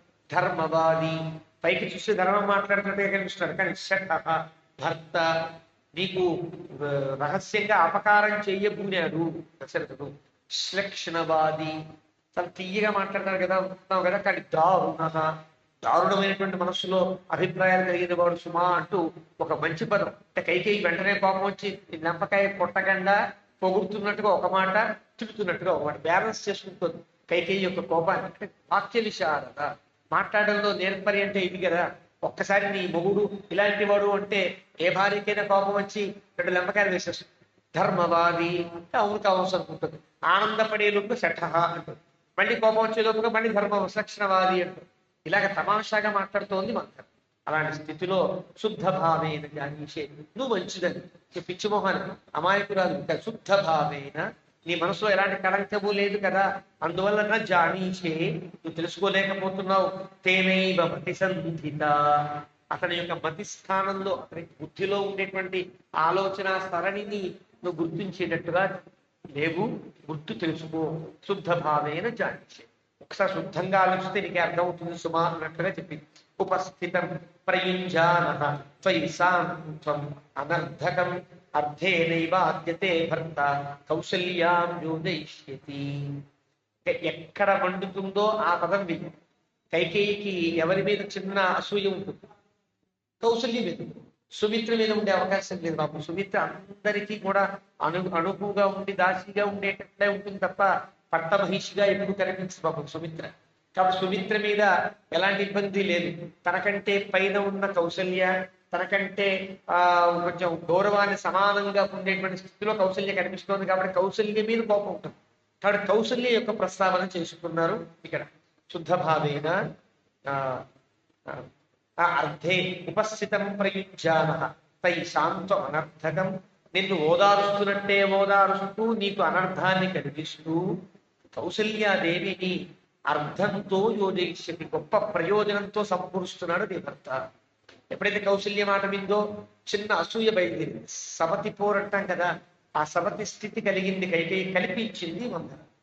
అపవాక్య స దుష్టాత్మ భరతం తవ బంధుషు. విషయం ఎంత ప్లాన్ చేశాడు మీ ఆయన, భరతుడిని దూరంగా పంపించేసాడు. అపవాక్య, అపవాక్య అంటే ఈ పనులకు ఆటంకం కలగని రీతిలో పంపించబడిన వాడయ్యాడు భరతుడు కదా. తమ బంధుషు ఎక్కడికి పంపించాడు, మరి ఎక్కడికో పంపించడానికి నీకు అప్పచెప్పేశాడు. నీ కొడుకు నీకే అప్పచెప్తున్నాను అన్నట్టుగా నీ యొక్క పుట్టింటి వాడికి అప్పచెప్పేశాడు. కాల్యే స్థాపయిత సమయ, కాల్యము అంటే అర్థం తగిన సమయము అర్థం. ఒక శాస్త్రంలో కాల్యం అంటారు. ఏ సమయానికి చెయ్యవలసిన పనిని దాని కాల్యము అంటారు. సమయం చూసుకుని అని అర్థం అన్నమాట. భరతుడు దూరంగా ఉన్నాడు, నీకేం చెప్పలేదు ఇప్పటిదాకా, ఏం చేస్తున్నాడు రహస్యంగా చేసేస్తున్నాడు అన్ని కూడా. ఇలాంటి సమయాన్ని చూసుకుని స్థాపయిత రామం రాజ్యే నిహత కంటకే, ఏమాత్రం ఆటంకాలని జాగ్రత్త కట్ చేసుకుంటూ వచ్చి రాముడికి పట్టాభిషేకం చేసేటువంటి గూఢ విప్రియకృత్ కాబోతున్నాడు మీ ఆయన అని చెప్పి యథా శత్రు ప్రతి ప్రవాదేన మాత్రే బహితకాంయ ఆశీష ఇవాంకేన బాలే పరిహృతస్త్వయా. ఒక శత్రువుని ఒక యుద్ధంతో కానీ ప్రతివాదంతో కానీ దూరంగా విసిరేసినట్టుగా, ఒక పిల్లవాడు మాట వినకపోతే తల్లివాడి హితానికి ఆంక్షించి దూరంగా విసిరేసినట్టుగా, ఒడిలో పడ్డ సర్పాన్ని దూరంగా తీసి విసిరేసినట్లుగా నిన్ను మీ ఆయన విసిరేస్తున్నాడు సుమా.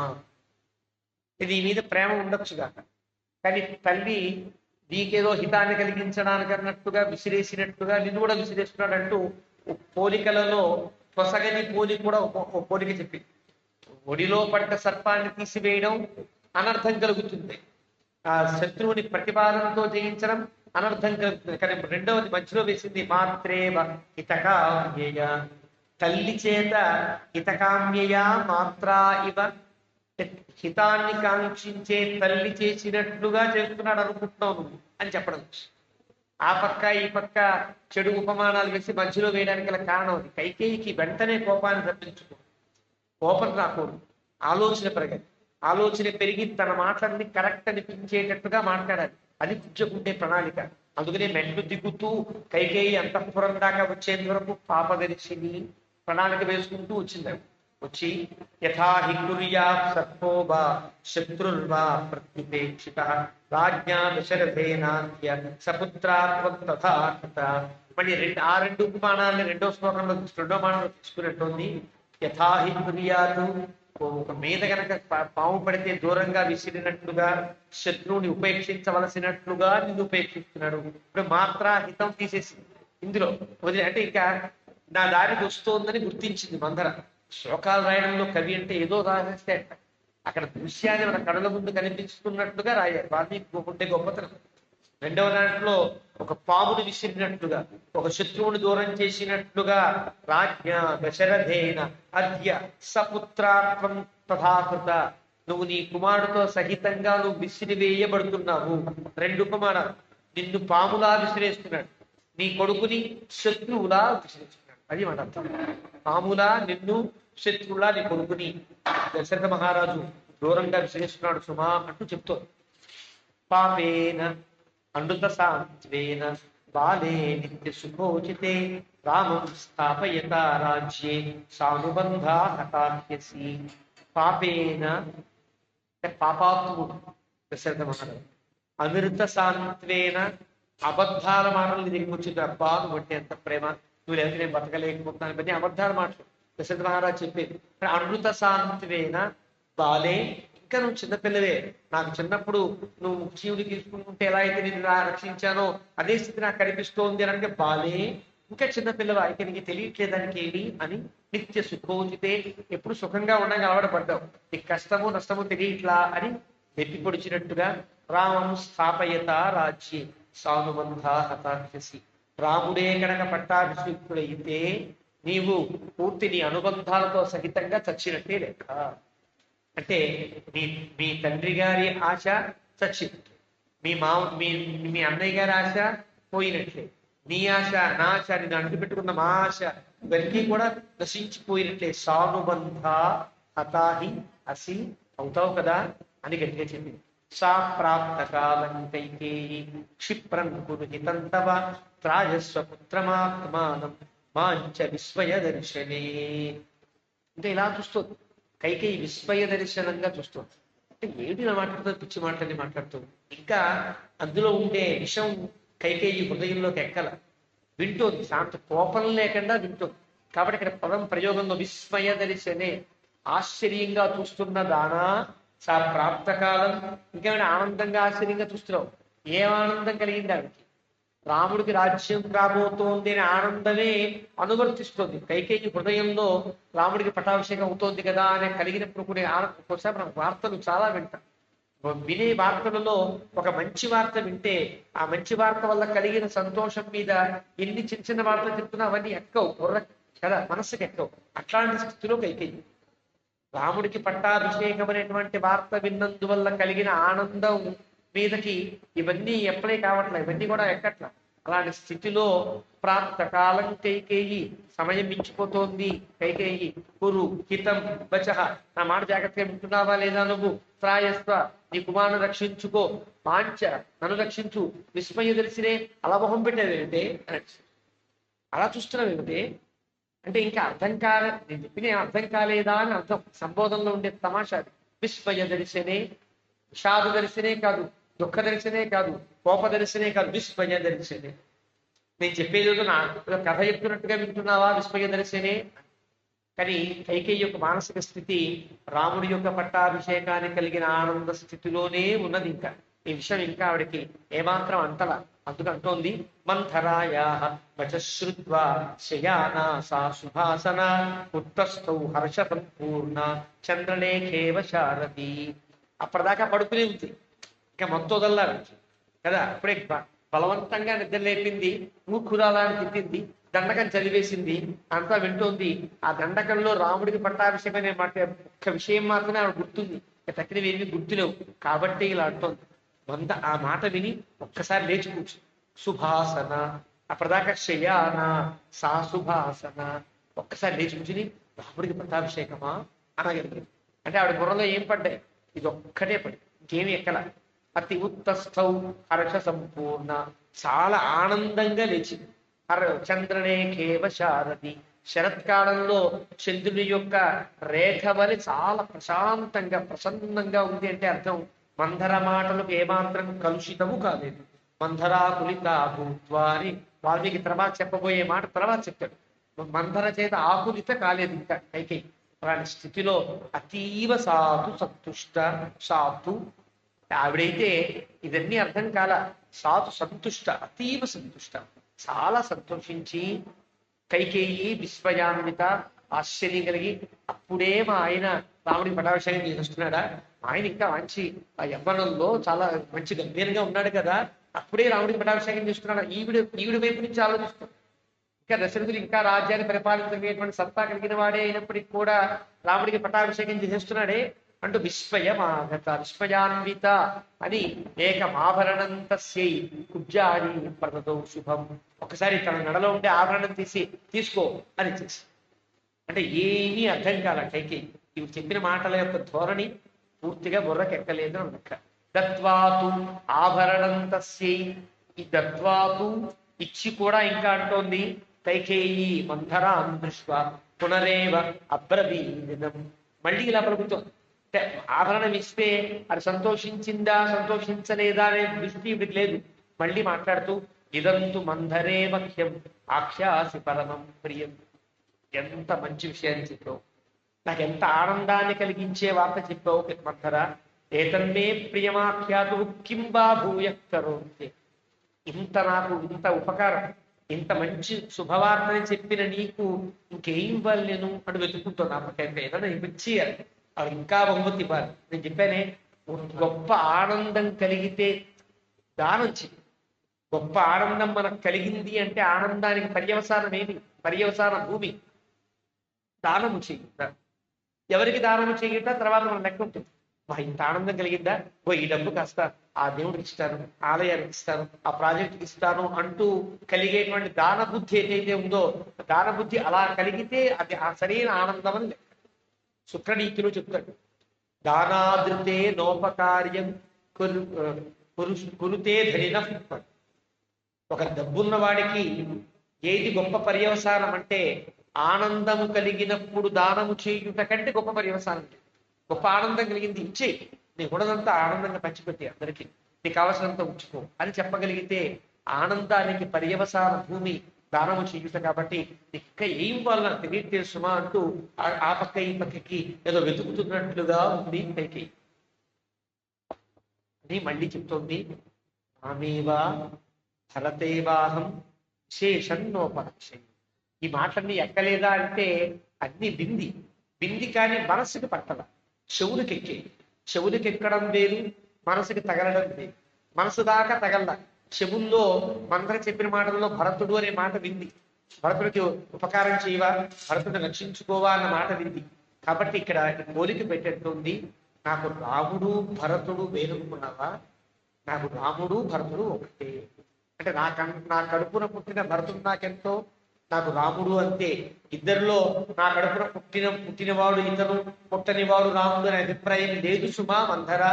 విశేషం నోపలక్ష్యే రామేవా భరతేవా. ఇతను రాముడు నా కడుపున పుట్టల, భరతుడు నా కడుపున పుట్టనేటువంటి విశేషం నాకు లేదు. ఇద్దరు నా కడుపునే పుట్టారు. అది కైకేయి యొక్క మానసిక స్థితి. అలాగా తస్మాత్ అందువల్ల తుష్టాస్మి చాలా ఆనందపడుతున్నాను. యద్ రాజా మా రాజుగారు ఎవరైతే ఉన్నారో రామం రాజ్యే అభిషేక్ష్యతి, రాముడికి పట్టాభిషేకం చేయాల్సిందే. అభిషేక్ష్యతి భవిష్యత్ కాలంలో చెయ్యాలి అనే సంకల్పం తనకు కూడా ఉన్నట్టు ప్రకటించింది. నమే పరం కించిత్ తస్వయా పునః ప్రియం ప్రియార్హే శుభచం వచః పరం తథాహి అవోచః త్వమతః ప్రియోత్తరం వరం పరం వరంతే ప్రదదామితం. నా మనసు ఆనందంతో ఆగడం లేదు సుమా అంటారా? ఇంకా నీకేదో చేస్తాను, కోరుకో.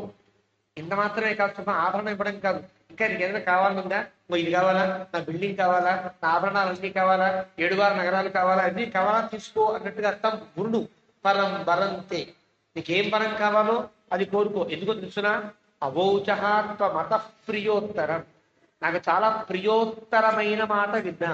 ఇక్కడ తరప్రచయం చేయడంలో ఉండే విశేషం, భరతుడికి పట్టాభిషేకం నాకు ప్రియం, రాముడికి పట్టాభిషేకం ప్రియోత్తరం, అంటే ఇష్టము కంటే ఎక్కువ, అంటే రెండింతలు ఇష్టం.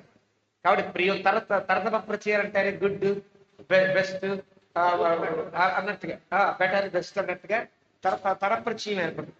ఇది ప్రియ ఉత్తరం, ప్రియ ఉత్తరం, చాలా ఇష్టమైన గొప్ప ఆనందాన్ని కలిగించేటువంటి మాట. భరతుని పట్టాభిషేకం కంటే రాముడి పట్టాభిషేకం నాకు మరింత ఆనందాన్ని కలిగిస్తుంది. అలాంటి వార్త చెప్పావు కాబట్టి వరం, గురుడు ఏదైనా వరం కోరుకో. ప్రియం ప్రియారహే శుభచం వచపరం, ఎంత మంచిదని నువ్వు నాకు ప్రియం కలిగించాలనే ప్రియబుద్ధి నీకున్నది కాబట్టి నాకు చెప్పావయ్యా. ఇప్పటిదాకా దశరథ మహారాజు కూడా చెప్పలేదు కదా, నువ్వు నాకు ఈ వార్త అందించావంటే ఎంత ప్రియం. కాబట్టి ఇంతకంటే ప్రియమైన వార్త నకించితు నమే పరం కించిత్ ఇత త్వయా పునః. నీ నుండి చాలా వార్తలు విన్నాయి, నీ నుండి విన్న వార్తలన్నింటిలో ఇది తప్ప దీనికంటే మించిన గొప్ప వార్త లేదు. అంత ఆనందపడింది కైకేయి అంటూ 7వ సర్గం ముగించాడు వాక్యం. 8వ సర్గం ప్రారంభంలో మంథరాతు అభ్యసూయ ఏనా ఉత్సృజ్య ఆభరణంచ తతు ఉవాచేదంతో వాక్యం కోప దుఃఖ సమన్విత. సమాచారం, కోపము దుఃఖము రెండు సమాన స్కంధాలుగా వచ్చాయి. ఒప్పుకోవట్లేదే దుఃఖం ఏర్పడింది, నా మాటకి అర్థం చేసుకోవట్లేదే కోపం వచ్చింది. జరిగే క్రియ తనకిష్టం లేదు, ఎవరికి ఇష్టం లేదని చెప్పాలో తనకిష్టం అని చెప్తుంది. కాబట్టి కోపం కలిగింది, దుఃఖం కలిగింది. ఆ దుఃఖ సమన్వితగా ఉండేటువంటి బంధర మళ్ళీ ఇలా అంటోంది, అభ్యసూయ ఏనాం ఉత్సృజ్య ఆభరణం చెబుతూ. అభ్యసూయ కైకేయి ఎందు దోషారోపణ చేస్తూ, అసూయ పొందుతూ. కైకేయి ఎందు అందరికి అసూయ ఉంటుందండి. వాల్మీకి మామూలుగా చెప్పాడంటే మామూలుగా వాల్మీకి చెప్పడు. అభ్యసూయ ఏనా అంటే అసూయ అంటే అర్థం సద్గుణముల యందు దోషారోపం ఉంచు. నువ్వెంత మంచిదానవో నీ నీ నీ యొక్క సంకల్పం అంతా తప్పు సంకల్పము అని చెప్పడం కోసం ఆవిడ మీద అసూయ పడుతూ ఉత్సృజ్య ఆభరణాలు ఇచ్చింది కదా, విసిరికొట్టింది, విడిచిపెట్టేసి ఆభరణం నాకు అక్కర్లా అని పడేసి ఇలా అడుగుతుంది. హర్షం కిమిదమస్థానే కృతవద్యసి బాలిషే శోకసాగర మధ్యస్థం ఆత్మానందావబుధ్యసే. కోపం వచ్చిన పెద్దవాళ్ళు పొడిపుడిగా తిట్టినట్టుగా తిరుగుతోంది మందర. హర్షం కిమిదం, ఇది ఆనందమా? అస్థానే, ఎక్కడ ఆనందపడాలో తెలుస్తావుదా నీకు? అస్థానే కిమిదం హర్షం కృతవద్యసి బాలిషే, ఇక్కడ ఆనందపడతావేంటి? బాలిష, బాలిష అంటే మూర్ఖురాల, చెప్పినా విననివాడు బాలిసు, చెప్పకుండా తెలియనివాడు బాలు.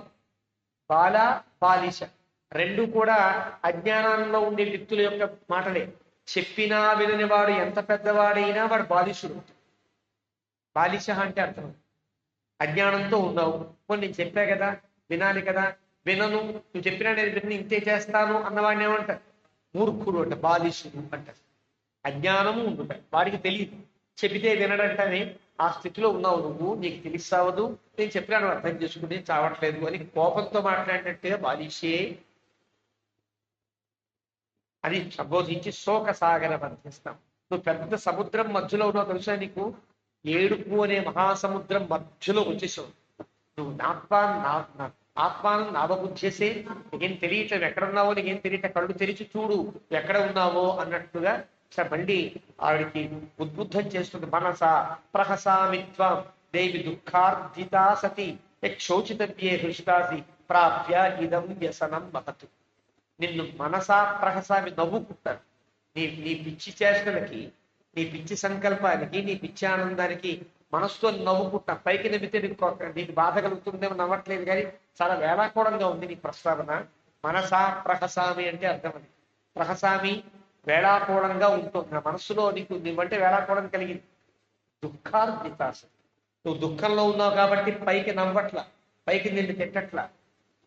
శోచితవ్యే హృష్టాసి, ఏడవలసిన చోట నవ్వుతున్నావు. ప్రాప్య ఇదం వ్యసనం మహతు, పెద్ద ఆపద నిన్ను దాపురించింది. శోచామి దుర్మతిత్వం తే కాహి ప్రాజ్ఞ ప్రకర్షయేతు అరే సపత్ని పుత్రస్య వృద్ధిం మృత్యోరివాగతాం. నేను అనుకుంటున్నాను నువ్వు దుర్మతివి, నీ మతి ఏమి కలుషితమైపోయింది, నీ మతి పూర్తిగా పాడైపోయింది. దుర్మతిత్వం కాహి ప్రాజ్ఞ ప్రహర్షయేత్, కాకపోతే నీ మతే గనక నశించకపోతే బుద్ధి కలిగిన ఎవరైనా ఆనందిస్తారు. ఎవరైనా మామూలు వాళ్ళు. రాముడంటే ప్రేమ ఉన్నప్పటికీ కూడా మీ అబ్బాయికి పట్టాభిషేకము అంటే అవును మా అబ్బాయికి జరిగితే బాగుండు, రాముడు తర్వాతే కదా అనిపించాలి కదా.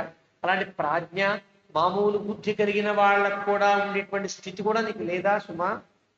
అరే సపత్ని, శత్రువు యొక్క శత్రువైనటువంటి సపత్నీపుత్రస్య, సపత్నీపుత్రుడు రాముడు అంటే మళ్ళీ ప్రేమ కలుగుతుంటాడు కదా.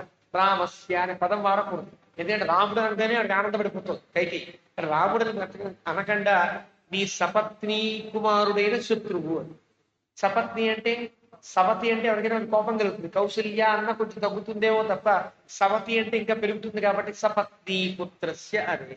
నీ సవతి కొడుకు నీకు శత్రువైన వాడికి పట్టాభిషేకం జరుగుతుంటే నీకు అర్థం కావట్లేదా అంటే వాక్య విశారద. వాల్మీకి చెప్పిన మందర మాటల్లో ఉండే గొప్పతనం అది. తేలికైన ఆవిడే కాదు, చాలా తెలివిగల ఆవిడ మందర. మాటల్లో ఎక్కడ పొందిక చూస్తే ఆశ్చర్యం కలుగుతుంది. సపత్ని పుత్రస్య అరేహే వృద్ధిం మృత్యోహ ఇవాగతం. మృత్యు వస్తూ ఉంటే ఎవరైనా ఆనందిస్తారు, చావు మీద పడుతుంటే అబ్బా చావా వస్తున్నావా అని ఎవరన్నా అంటారు. అలా అంటున్నట్టుగా ఉంది నువ్వు. భరతాదేవ రామస్య రాజ్య సాధారణాద్భయం తద్విచింత్య విషణ్ణాస్మి భయం భీతార్థి జాయతే. ప్లేట్ మార్చి ఉపాయాన్ని పొదులు పెట్టింది మంథర. ఏమందో తెలుసునా? నీకు ప్రియమా కష్టమా పక్కన పెట్టి రాజు కాబోయే రాముడి వల్ల నీ కుమారుడికి ఆపద ఉన్నది అని. అంటే పుత్ర ప్రేమని మాతృప్రేమ అంటారే, మాతృప్రేమని వగించినట్టు లెక్క. నా కొడుకు ఏదైనా ఆపద కలుగుతుందా అని కనుక ఆలోచించింది అనుకోండి, మళ్ళీ పాపాకులిత అవుతుంది కైకేయి. దానికోసం ప్లేటు మార్చినట్టుగా మందర అంటోంది. భరతాదేవ రామస్య రాజ్య సాధారణ భయం. రాముడి పట్టాభిషేకం అయితే ఆపద ఎవడికి, భయం ఎవడికి? నీ కుమారుడికి భరతుడికి అని చెప్పి. ఇప్పుడు కొంచెం తగులుతుంది, మనస్సుకు తగులుతుంది కైకేయికి. ఇప్పుడే విషం ఎక్కడం ప్రారంభిస్తుంది అనమాట. తద్విచింత్య విషణ్ణాస్మి. నేను నీకోసం నువ్వేమైపోతే నువ్వు సుఖాలు అనుభవించావు, సుఖంగా ఉన్నావు, నువ్వు రాజ్యంలో ఉంటావు, ఏదో గడిపేస్తావు. నేను నీ గురించి ఆలోచించట్లేదు సుమా, భరతుడి గురించి ఆలోచిస్తున్నా అంటూ కొత్త ఉపాయాన్ని పన్నింది మందరం. అంటే భరతుడి కోసమే నా ప్రేమంతా తప్ప నీ కోసం కాదు సుమా అనేప్పటికీ, ఇదో నా కొడుకంటే ఇంత ప్రేమిస్తున్నావా నువ్వు అని మందర మీద జాలి కలగాలి, ఇతరుల పట్ల కోపం కలగాలి, కొడుకు మీద ప్రేమ పెరగాలి. ఇది మాట. అంటే ఆ ప్రణాళికలో ప్లాన్ లో ఉండే గొప్పతనం. అట్లాగా అంది. తద్విచింత్య విషణ్ణ. ఆ భయం కొద్ది నేను భయపడుతున్నాను. భయం భీతాద్దిజ. ఎందువల్ల? రాముడి వల్ల భరతుడికి ఏదన్నా ఆపద కలుగుతుందేమో అని భయం వల్ల భయపడిన నేను ఈ భయాన్ని నీకు చెప్తున్నా అని. లక్ష్మణో హి మహేశ్వాస రామం సర్వాత్మనాగత శత్రుఘ్నశ్చాపి భరతం కాకుత్సం లక్ష్మణో యథా ప్రత్యాసన్న క్రమేణాపి భరతస్యేవ భామిని రాజ్యక్రమో విప్రకృష్టః తయోస్తావత్తీయసోః. లక్ష్మణుడు మహేశ్వాసు అంటే గొప్ప ధనస్సు కలిగినవాడు కదా. అంటే అర్థమేంటి? రాముడి పక్కన ఎప్పుడు గొప్ప ధనస్సుతో ఉంటాడంటే ధనస్సుకు పని చెప్పగలిగిన కోపిష్టి లక్ష్మణుడు. ఇక్కడ రాముడికి ఏదైనా గనక కలిగితే టక్కని భరతుడా శత్రుఘ్నుడా చూడడు. తన తమ్ముడినైనా లేపేస్తాడు, భరతుడినైనా లేపేస్తాడు, ఎవరిని ఉంచడు. రాముడు అంటే అంత ప్రేమ కదా. రాముడిని అట్టి పెట్టుకునే ఉండే లక్ష్మణస్వామి చేతిలో పెద్ద ధనస్సు ఉన్నది గుర్తు చేయడమా అన్నట్లుగా లక్ష్మణోపి మహేశ్వాస రామం సర్వాత్మనాగత. సర్వాత్మనాగత అంటే అతని చెవుల్లో ఎప్పుడు రాముడే వినిపిస్తుంటాడు, కళ్ళలో రాముడే కనిపిస్తూ ఉంటాడు, మనసులో రాముడే ఉంటాడు, మాట్లాడితే రాముడు అంటాడు. అతని పని ప్రతి పని రాముడి కోసమే చేస్తాడు. దీన్ని సర్వాత్మనాగత. ప్రతి ఇంద్రియము కనుక ఒక వ్యక్తి కోసమే పని చేసినప్పుడు దాన్ని సర్వాత్మన స్థితి అంటారు. సీతమ్మ తల్లికి వాడతాడు వాల్మీకి సుందరకాండలో. తర్వాత ఇక్కడ లక్ష్మణ స్వామికి వాడతాడు వాల్మీకి. రామం సర్వాత్మనా రామం అని సీతమ్మ ఆ 14 సర్గంలో రాముణ్ణే తలుస్తూ సర్వాత్మన సతి, రాముణ్ణి సర్వాత్మగా కొలుస్తోంది సీత అని వాల్మీకి వాడతాడు. ఆ ప్రయోగం అన్నట్టు సీతాలక్ష్మణులు ఇద్దరూ కూడా రాముడికి ఎంత దగ్గర, మనస్సుకు దగ్గర ఉంటారో ఈ 2 పదాలు చెప్తాయి. ఎలాగా మంధర మాటల్లో, అంటే మంధరకు కూడా తెలుసు లక్ష్మణస్వామికి రాముడికి ఉండేటువంటి సౌహార్దం ఎంత గొప్పదో చెబుతూ సర్వాత్మన గత, వాడికి కైకేయక్కల్లా, సుమిత్రక్కల్లా, కౌసల్యక్కల్లా, దశరథుడక్కల్లా, తన తమ్ముడు శత్రుఘ్నుడు అక్కర్లా, ఎవ్వరూ అక్కర్లా, రాముడు ఉంటే చాలు. అది స్థితి లక్ష్మణస్వామి. అలాంటి స్థితిలో శత్రుఘ్నశ్చాపి భరతం కాకుత్సం లక్ష్మణోజధ, శత్రుఘ్నుడు భరతుని వెంట ఉంటాడు, లక్ష్మణస్వామి రాముని వెంట ఉన్నట్లుగా శత్రుఘ్నుడు నీ కుమారుడు వెంట ఉంటాడు. అంటే నీ కుమారుడు కూడా బలం ఉంది సుమా, భేదం కలిగించడం. లక్ష్మణస్వామికి శత్రుఘ్నుడికి కూడా భేదం కలిగించేటువంటి స్థితిలో మాట్లాడుతుంది. అంటే రాముడి కోసం లక్ష్మణస్వామి నుంచుంటే నీ కోసం శత్రుఘ్నుడు నుంచుండేటట్టుగా చెయ్యి అని ఒక సంకల్పాన్ని కలిగించడం. దీన్ని భేదయంతీవ రాగమం అని అంటారు. ముందు ప్రయోగంలోనే కైకేయి గుండెల్లో రాముడు వేరు నేను వేరు, రాముని యొక్క పరివారం వేరు నా పరివారం వేరేటువంటి భేద బుద్ధిని పెంపొందించేటువంటి స్థితిలో పాపదర్శినిగా మాట్లాడుతోంది మంధర అని అర్థం. ఆ రకంగా ప్రత్యాసన్న క్రమేణాపి భరతస్యేవ భామిని రాజ్యక్రమ విప్రకృష్ట తయోస్తావక్కనీయసోహో, ప్రత్యాస దగ్గరికి వచ్చినటువంటి భరతుడికి పట్టాభిషేకం స్థితి దూరంగా విసిరేయబడుతోంది. ఇప్పుడు కాకపోతే భరతుడికి పట్టాభిషేకం కాదు, రాముడు రాజు అవుతాడు. అయితే రాముని కొడుకులు మళ్ళీ రాజులు అవుతారు, వాళ్ళ కొడుకులు రాజులు అవుతారు. ఇప్పుడు నీ కొడుకే అవుతాడు, రాజు పక్కన రాజు అవుతాడు. నీ కొడుకులు ఆ సామంతరాజులు కొడుకుంటారు. అంటే ఎప్పటికీ నీకు రాజ్యంలో పట్టాభిషిక్తులయ్యేటువంటి అవకాశాన్ని కోల్పోతున్నావు సుమా అంటూ చాలా ఫ్యూచర్ని, భవిష్యత్తుని ముందు కలబొద్దు పెడుతోంది. ఎప్పుడు కలుగుతుంది తల్లి ప్రేమ? నీ కొడుకులు కాదు, నీ మనవాళ్ళు కూడా దుస్థితి పొందబోతున్నారు అయినప్పటికీ కష్టం కలుగుతుంది కదా కైకేయికి. కైకేయిని అట్లా దారిలో తీసుకొచ్చే ప్రయత్నం చేస్తోంది మందర. విదుష క్షత్రచారిత్రే ప్రాజ్ఞస్య ప్రాప్తకారిణః భయా ప్రవేతే రామస్య చింతయంతి తవాత్మజం సుభగా ఖలు కౌసల్యా యస్యా పుత్రోభిషేక్ష్యతే యౌవరాజ్యేన మహతా స్వః పుష్యేణ ద్విజోత్తమైః. విదుషః క్షత్రచారిత్రే ప్రాజ్ఞస్య ప్రాప్తకారిణః, రాముడు చాలా తెలివైనవాడు కదా, రాముడు చాలా తెలివైనవాడు. విదుషః ప్రాజ్ఞస్య, ఎప్పుడు ఏ ప్రయోగం చేయాలో కూడా రాముడికి తెలుసు. రాముని పొగుడుతున్నట్టుగా పొగుడుతోంది, రాముని వల్ల నీకు ఆపద తప్పదు సుమా అని చెప్తున్నట్టుగా చెప్తుంది. రాముడు అన్నీ తెలిసిన బాబు కదా, అన్ని తెలిసినప్పుడు రాజు ఏం చేస్తాడు? రాజ్యం కనుక చేతికి వస్తే ఎక్కడెక్కడ ఎవరో చిన్న కష్టాలు కలిగిస్తారో వాళ్ళ ముందు దూరం చేయాలి. రాజుకుండే ధర్మంలో రాజ్యం సుభిక్షంగా సాగాలంటే తన పక్కనే ఉండి చిన్నగా తనకి ఆటంకం కలిగించే వాళ్ళు ఎవరో ముందు ఏరిపారి కలుపు మొక్కలు తీస్తే తప్ప పంట బాగా రాదనేటువంటి రాజ్య నీతిలో భాగంగా రాముడు విదుష తెలిసినవాడు, ప్రాప్తకారి చేతికి పగ్గాలు వచ్చాయి, విప్రాజ్ఞ తెలివైనవాడు. అంటే తెలిసినవాడు వేరు, తెలివైనవాడు వేరు కదా. తనకి తన యొక్క శ్రేయస్సుకి ఏది ఆటంకమో దాన్ని తొలగించగలిగే స్థితిలో రాముడు కనుక ప్లాన్ చేస్తే నీ కొడుకేం కాదు, నీ మనవళ్ళేం కాదు, నీ బతుకేం కాదు అని చెబుతాడు. చెప్పి భయాత్ ప్రవేపే, అలాంటి భయం నుండి నేను ఊగిపోతున్నా. ప్రవేపే అంటే ఒక కదలిపోతున్నా అనమాట, ఆగలేకపోతున్నా, ఒక చెట్టు ఊగినట్టుగా. కదలి ప్రవాతే కదలి యథ అంటాడు వాల్మీకి. అలాగే పెద్ద తుఫాను వస్తే అరటి చెట్టు ఊగిపోయినట్టుగా ఊగిపోతున్నాను సుమా. చింతయంతి తవాత్మ, మళ్ళీ కైకేయిని ఎక్కడికో లాక్కండి, మళ్ళీ తన కొడుకు దగ్గర లాక్కురా. నీకు పుట్టిన నీ కొడుకు ఎందు కలిగే ఆపదను గుర్తించి భయపడుతున్నా.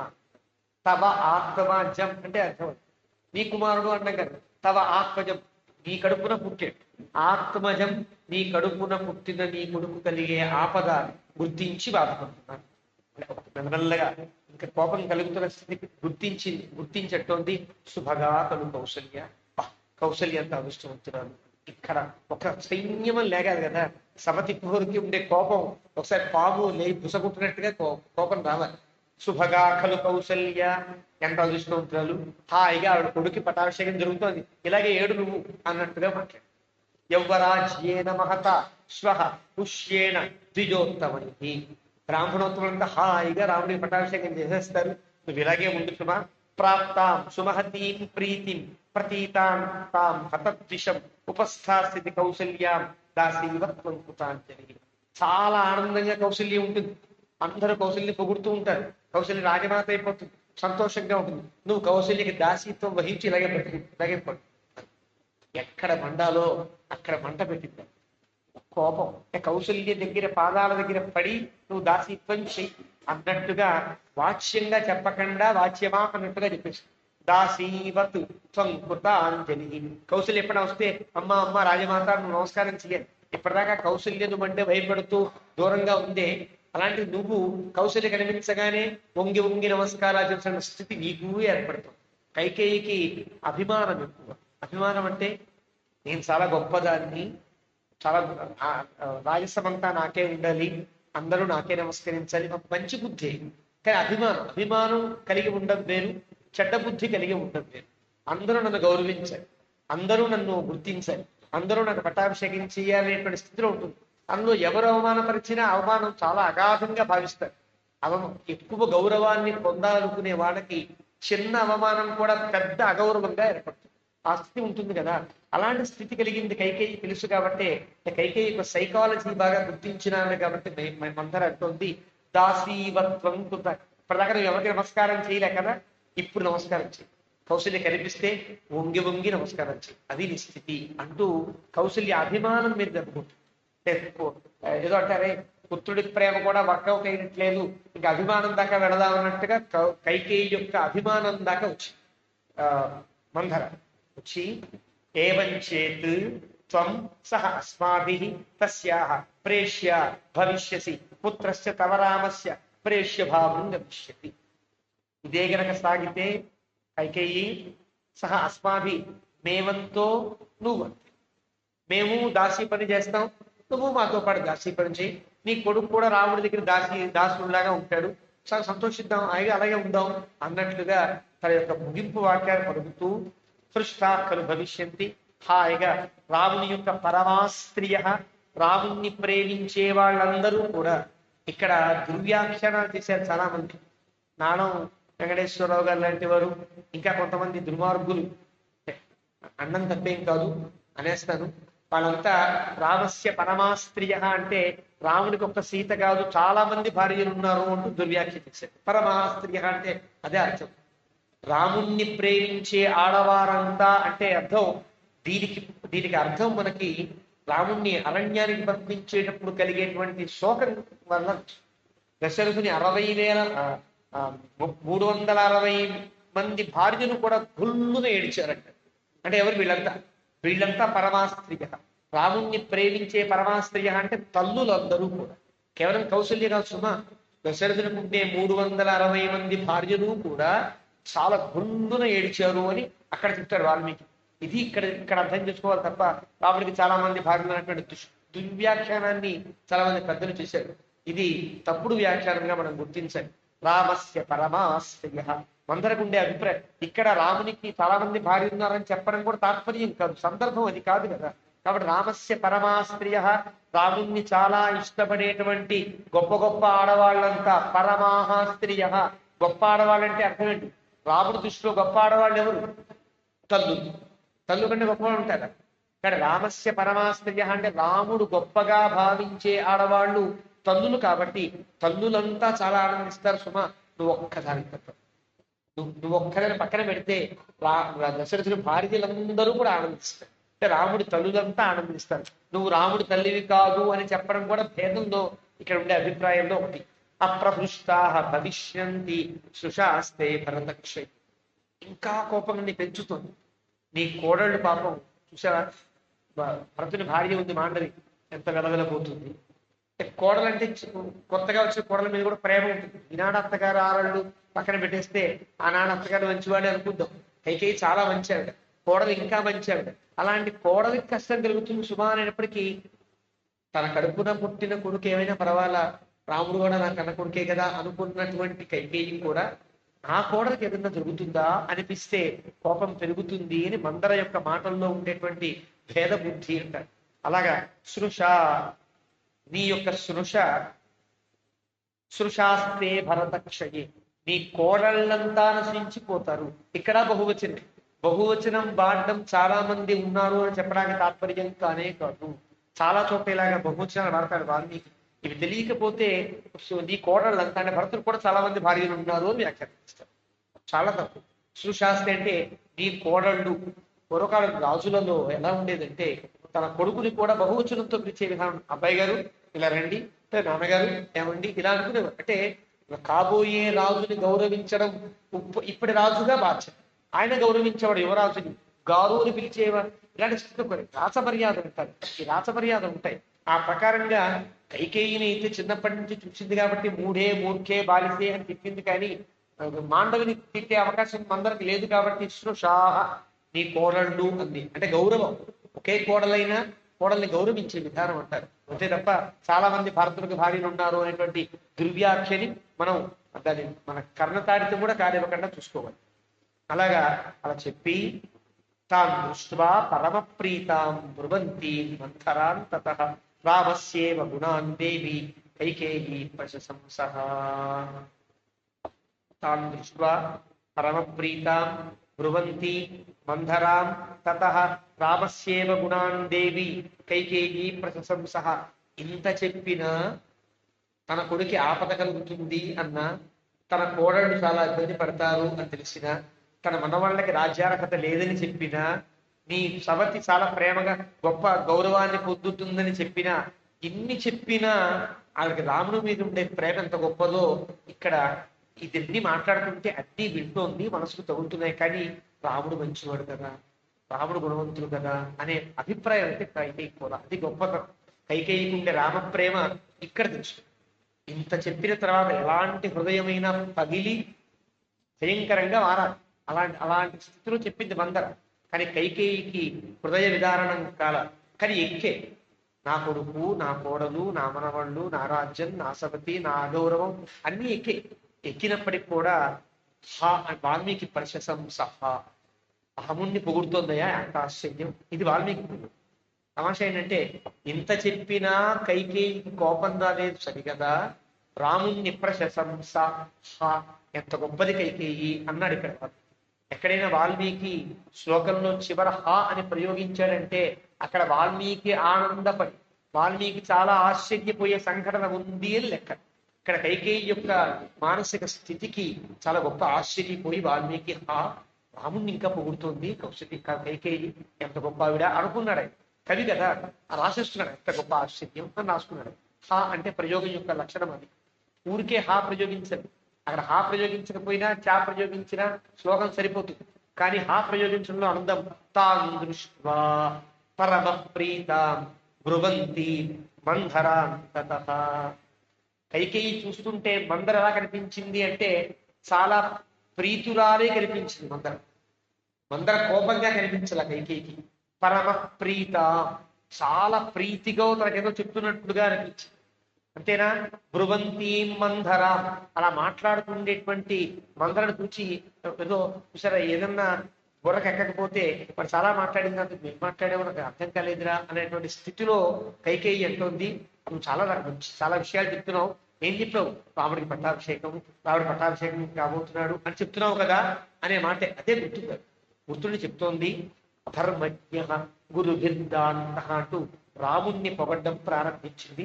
ఈ 14 శ్లోకంలో పూర్తిగా రాముణ్ణి పొగుడుతోంది.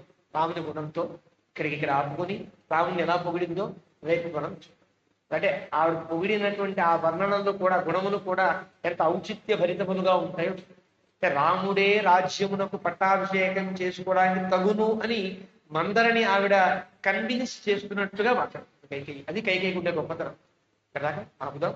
సగ్గా మధ్యలో అనుకోకుండా ఘట్టం మధ్యలో కనుక్కుని రాకున్నాడు. ఏమే తత్పురావృత్తం ఆఖ్యానం భద్రపశుభ ప్రవ్యాహరణ విశ్రద్ధం బలం విష్ణో ప్రవర్తతాం లాభస్తేషాం జయస్తేషాం కుతస్తేషాం పరాభవః ఏషామిందీ వరస్యామో హృదయస్థో జనార్దనః కాలే వర్షపర్జన్య పృథివీ సస్యచారణీ దేశోయం శోభరహితో బ్రాహ్మణాః సంతు నిర్భయాః కావేరీ వర్ధతాం కాలే కాలే వర్షవాసవః శ్రీరంగనాథో శ్రీరంగశ్రీశ్చ వర్ధతాం స్వస్తి ప్రజాభ్యః పరిపాలయంతాం న్యాయేన మార్గేణ మహిషాః గోబ్రాహ్మణేభ్యో శుభమస్తు నిత్యం లోకాః సమస్తాః సుఖినో భవంతు మంగళం కౌసలేంద్రాయ. వేద వేదాంత వేద్యాయ వేగశ్యామూర్తే